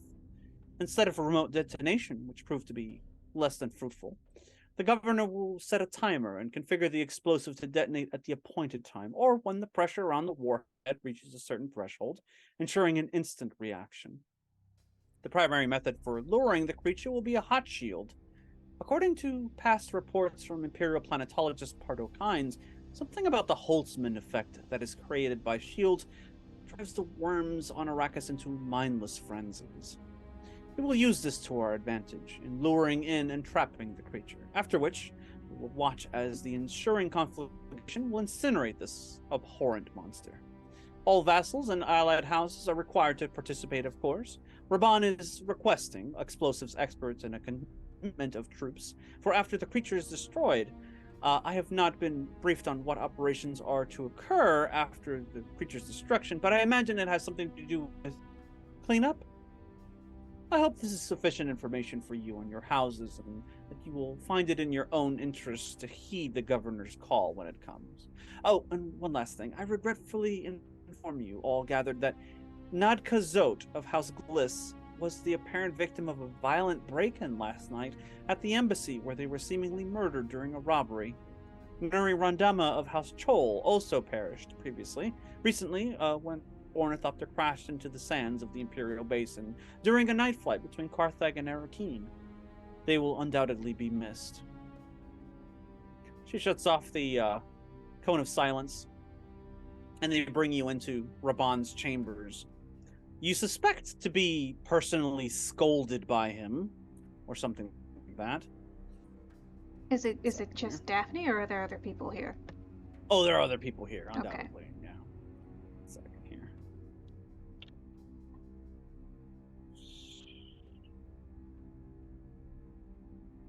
He's like, nothing should have stopped us from killing a stupid desert creature such as a worm. Nothing! You have all failed me. You have failed House Harkonnen, but I will afford you one mercy. One more chance to prove yourselves to me and our house. I will hunt and kill the beast myself. I've done it before, and I will do it again. I even have an idea of how to deal with the Fremen. When I call for your houses, you will answer that call and afford me anything that is requested of you. And you will all personally accompany me on this hunt, if just so I can show you how things are done on Arrakis. We are finished here. You may leave. That's where we'll stop. One question. Yes, Is Varys here? he is. Alright. Daphne will go to him. Say, I don't think it's safe for us to be seen together anymore, but you need to know he's going to use a stone burner. He seems kind of personally hurt that you're saying that we shouldn't be seen in company together anymore, and he's just like, you kind of like, it's that dramatic moment where like, we shouldn't be seen together, and then you turn and leave, and he's just kind of like, but my heart is breaking. What are you doing to me? No. No, so it's not safe. No, she'll whisper it's not safe. Ah, okay. So it's not like I can't be seen with you in public anymore. It's more like it's no longer safe for us to be seen in public together. I must go. But he's gonna use a stone burner. So we're still Yes. working together.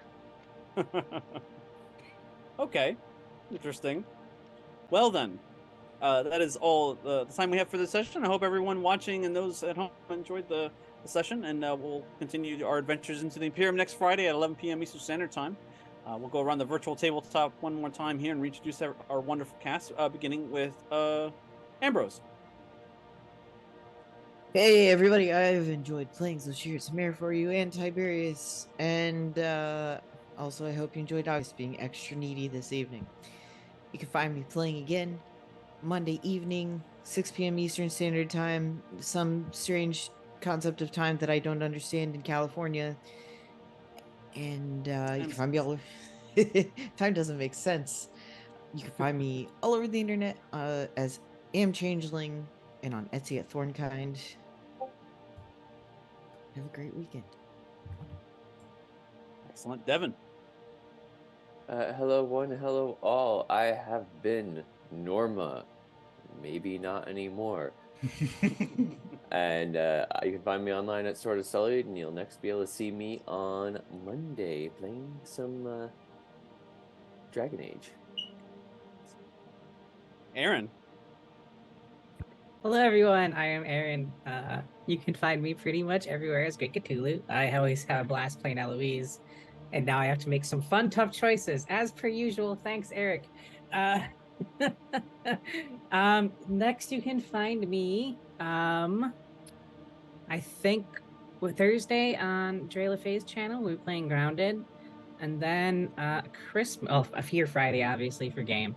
And then on Christmas, I'm going to be doing a deeply cursed stream where me and some of my VTuber friends watch the worst of YouTube food prep clips. It's called Cthulhu's Culinary Christmas. It's going to be horrible. Why would you do that to yourself? It's going to be deeply terrible and hilarious. So yeah. Excellent. You need to make a drinking game every time someone commits a food crime. I would be dead.